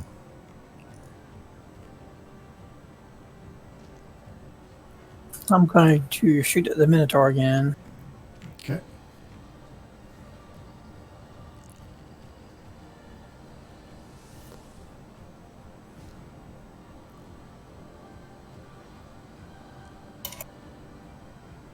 Twelve's not gonna hit. Nope. 21 will hit though. And that's the extra damage from my. I'm just clicking that because it's easier to click that. That's the Yep. extra damage from 100 mark. I got it. Yep, he's still up. All right, Goblin Hucker is now going to shoot at that direwolf. Damn. Oh, He's so excited for battle that he's just not Yeah, hitting so anything. let's see. 1, 2, 3. Okay, so that guy is going to land probably right there and die. And Brannick. all right. First dog will bite the Minotaur, the northern one.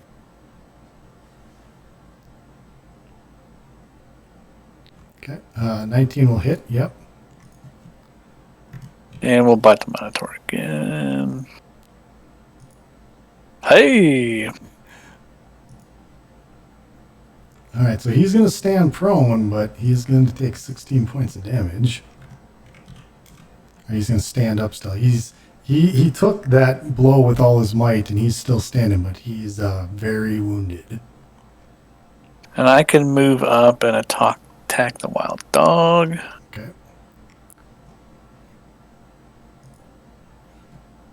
A 19 for 11. That just kills the dog. Yep.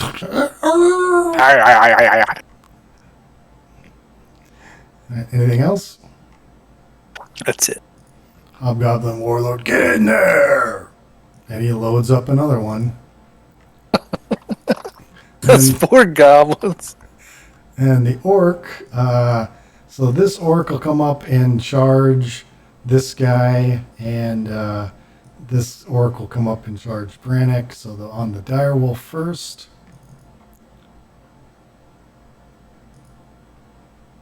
$12. Miss. And on Brannick. Oh, jeez.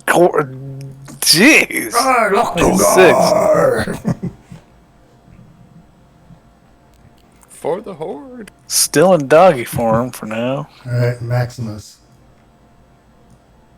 5, 10, 15, 20, 25, 30, 35. I can get to a guy! Alright, I'm hitting that orc. Get him. Raging first, because angry. Damage. Hit once. Yeah. Oh, shit. That's 19 points of damage on the first shot because of rage. You cleave him in twain on your first one. It's just an orc. So. Well, instead of getting my second attack off, I'm just going to flip the sword in my hand and put it back and just toss it back in. Style points, all right. Maraba.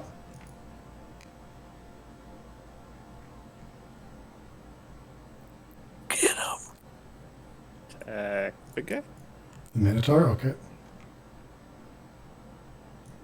That would be a 13 plus 6, 20. Yeah, Actually, 13 plus 9, 22. that'll hit, yep.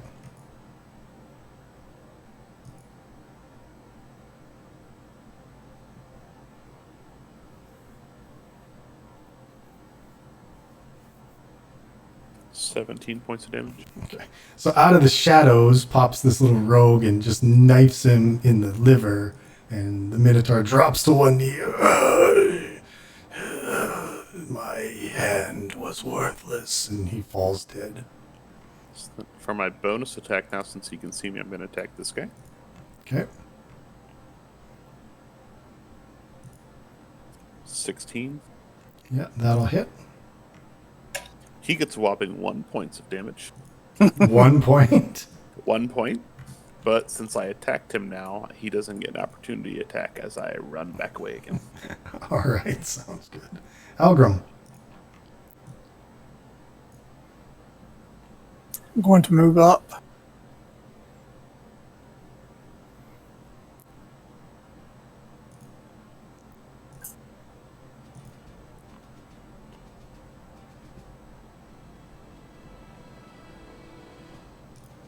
As my bonus action, I'm going to move my hunter's mark to that hobgoblin warlord, wherever he is. Okay. Yep. And then I'm going to shoot this other orc up here past the door. Okay.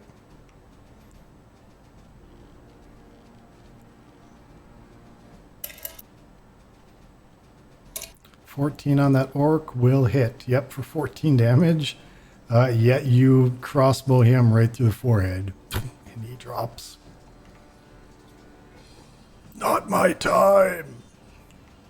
All right, now I'll shoot my second attack at the hobgoblin. I know it's at disadvantage, but Okay.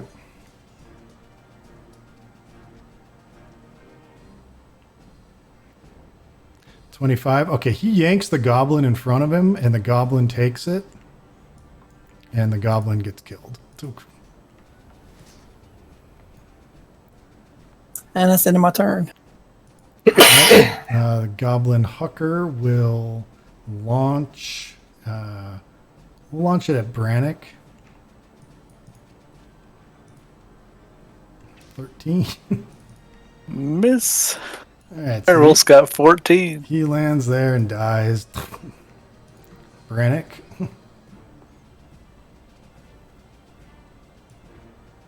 I'm going to yell to Maximus that he should probably watch out. He might be able to throw him that far too.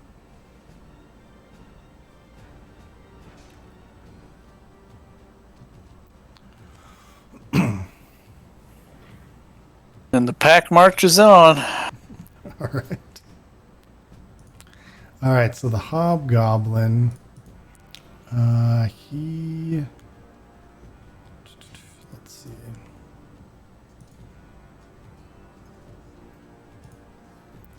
He kind of goes behind the ogre. It says, "Get him! Go get him!" And let's see what else. And he's gonna dodge. Let's see, the orcs are dead, so Maximus.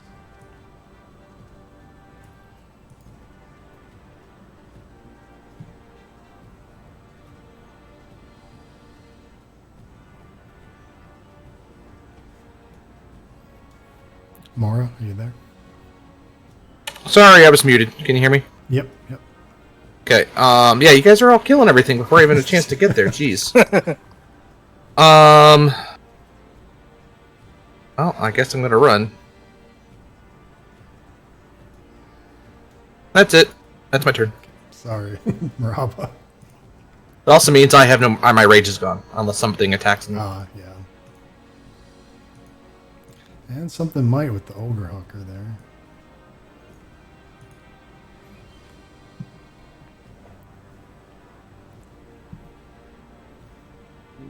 That's it.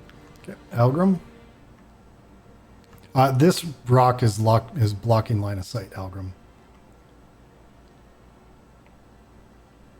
Yeah, I was just trying to see how far he was.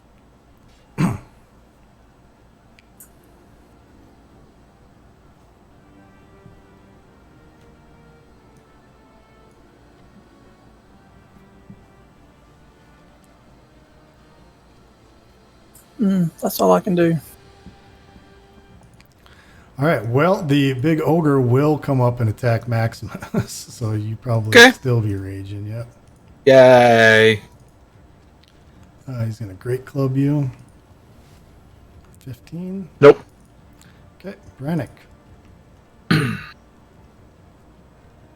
And the pack goes marching on.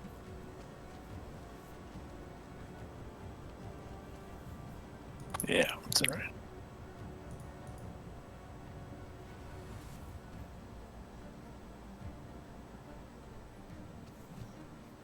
All right, 3 bites. Okay. Hits. Hits. Hits. 18, 29, 38 points of damage. Wow. You remembered night one whenever you thought I might be the damage problem? Caleb? Well, he's bloodied, all right. All right. So, I kept some tricks up my sleeve. so the hobgoblin warlord pulls out a longsword, has a shield, comes up to that dire wolf, and charges. Does a longsword attack and shield bashes. Both Oh, and he hits. gets another longsword attack. He gets 3 attacks. Ooh, so that's what, 15, 23, 26? And a DC 14 strength.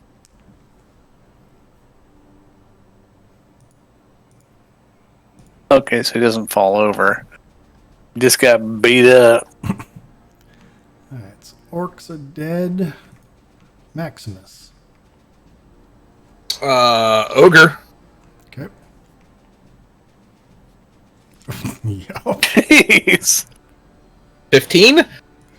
That doesn't kill him though. And then another 12. That will kill it.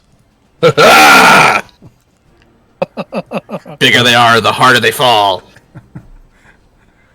And I'm gonna move up right in the face of this guy now. okay. And as the ogre like falls to the ground, he goes, "I had a pair of twos." Maraba. Yeah, two holes in his chest as I stabbed him to death. I can get to him. And then on my bonus action attack. 7, actually 13 plus. So it's magic weapon now. 13 plus 9, 22. That hits. Yep.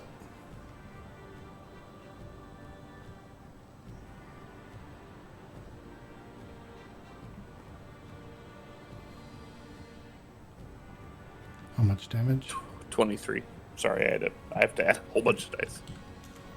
Okay. That it?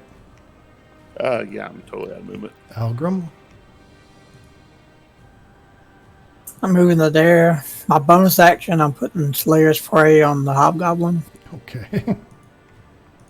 So now it says Hunter's Mark and Slayer's Prey. Yep. And I'm going to shoot him with a crossbow. Okay. Miss. That hits.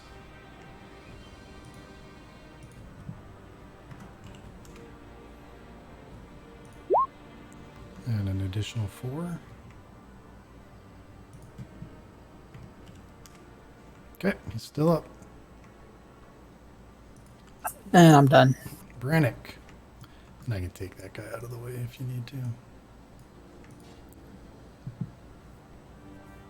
And the pack surrounds its prey. Ah. Y'all are flanking now, too, wouldn't you? Well, I already have advantage because of pack tactics. Alright, let's see if I can hit this guy. He's got a lot of AC, I imagine. Miss. Miss. 19 That'd be a misses? 19, Yep, yeah. misses. Jeez. Oh, shit. He's wearing plate mail. Hey! That hits. Yeah, he's wearing plate mail and he's got a shield. So Yeah. 20 though. That will bloody him. Is he gonna fall over? Oh yeah, he gets a strength. Looks like he falls over.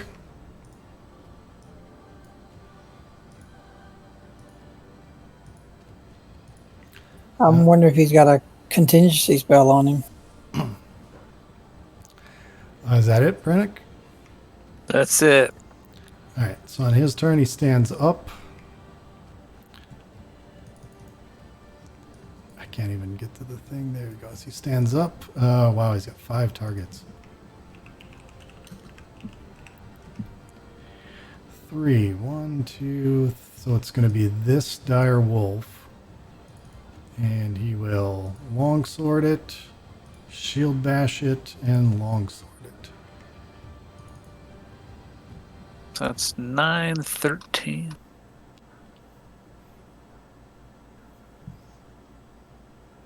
DC. Falls over. All right, Maximus. Yeah. Keep whacking. Okay. 20 will hit. 13 points of damage. I would freaking 3 off of that. All right, so another, and then 15 points of damage. All right, he's still up. Maraba. First attack roll is an 11, which will miss. Okay. 19 is the second one. Misses. Yeah, I'm done. Algrim. Oh, I'm shooting him again. Okay. Miss. Miss. Brannick.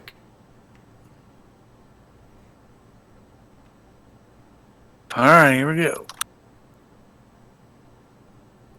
20 will hit for 15, which will kill him. But Oh shit! Yeah. I knew it as soon as that. boom! He blows up. Reflex saves for half. DC 15. Dex. I make my save, and then I'll take uncanny dodge and take half of the half. So So it's half of 15 if you saved. It's half of 23. The DC was 15. Oh, I'm sorry, looking the wrong thing. So that's 11, and then half of that, so 5. So I didn't. Yay for raging. Yep, didn't kill anybody though. So. Well, you killed one of the dire wolves. Okay. The other two took full. Killed them both.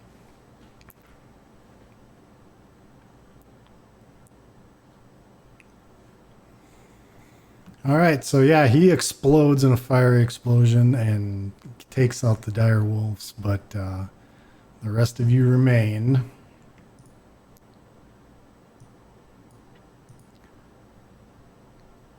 And if you search them, wow, they each had 6 gold. So 1, 2, not the goblins, but 1, 2, 3, 4, 5. So that's 30 gold total. Their equipment, if you want it, and then none of them had like cards like the gnolls had, but you do find the severed arm when it exploded of the hobgoblin, and on the upper like right bicep of the hobgoblin, you can see and like the card, like the spade symbol, has been branded onto his arm. And it actually looks like a rather old brand. It doesn't look new. It looks like he's had this for years.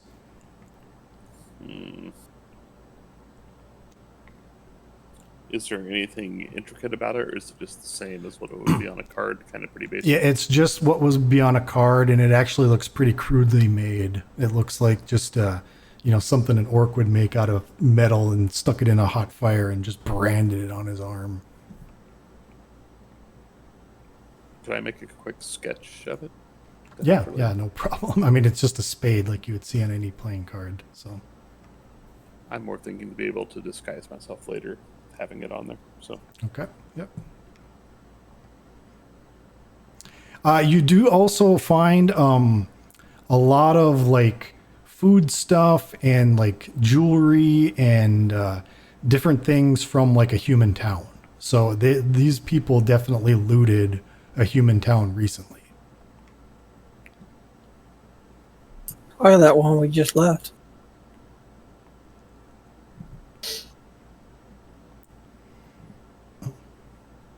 All right. Well, and it's about 11 o'clock, so that's probably a good spot to end it for tonight, right? Yeah. 11 o'clock for you. Well, midnight for you guys, yeah. So, and I'll say that you guys, if you guys are going to continue, we'll start in Trailwind next time. You actually do not see any sign of these guys on your way to Trailwind. You did not encounter them at all. So Is Trailwind burning? no, it's not. Okay. We can probably do a little bit of play-by-post then, if you're going to let us get all the way to Trailwind. Yeah, actually, I can tell you a little bit about it as you walk in. You walk into town, and there's kind of a somber mood in town, and the guard, like Jim, actually sees you and says, "Oh, thank God you guys are alive. Did they get you too? I know you guys were going north, but man, it's just been nothing but a wagon trail of wounded coming back."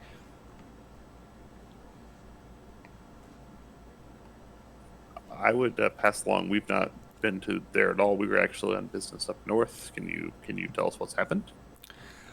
Well, I can only tell you a little bit. You might want to talk to some of the soldiers, but apparently they marched to the Lifeless Citadel. They breached some sort of like concealment barrier. The Lifeless Citadel was definitely exploded, but they like walked right into this just massive horde of creatures, and so it's just this army, this horde that just tore apart the Trillion army and chased most of the adventurers. They say they chased them up to the edge of the Bone Wastes. They actually chased them past the Bone Waste a little bit out, and then they just stopped. It's almost like they stopped right at the edge of where the Bone Wastes used to end, and they just stopped and stared and watched everybody go back to Trailwind. They stayed there for a while, and then they kind of marched back. So that would be different behavior than the people that chased into the town and past them, right? Yes. Okay. But they definitely exited the Bone Waste.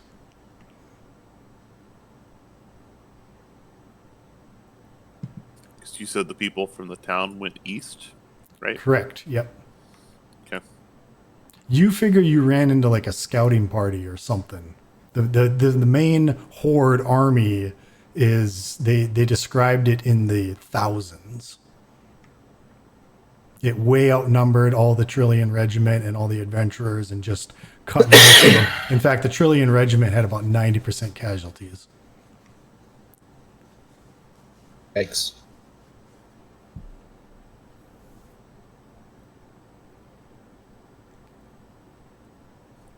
All right. Anything else? What about the guild parties? Most of them came back wounded. He says Redstone, I saw them all come back, but the one team, let's see here, Carpathia references, the Crimson Blades.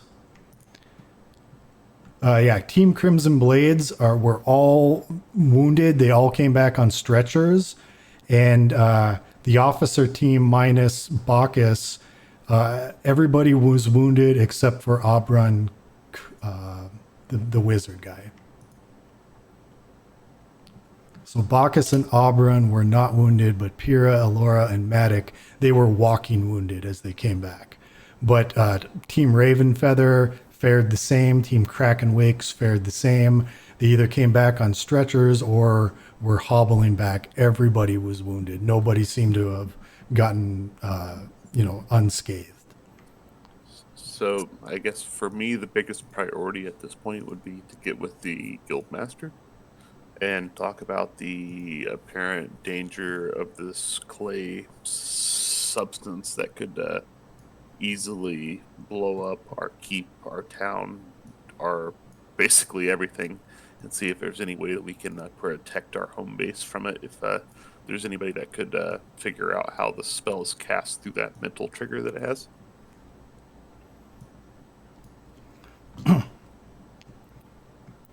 Okay, so, and I'll just do this, will be quick, but you arrive at the Redstone Guild Hall to a depressing sight. Every member of Team Crimson Blades is laid out upon one of the feast hall tables, alive but a bloodied, injured mess. Officers, groupies, and even the bartender Clint is helping dress their wounds. Matic, Alora, and Pyrrha are of the officer corps, all look badly beat up, but at least they are standing. And so Bacchus is here trying to, he's a cleric, and so he's trying to like heal their wounds. So he looks really busy right now.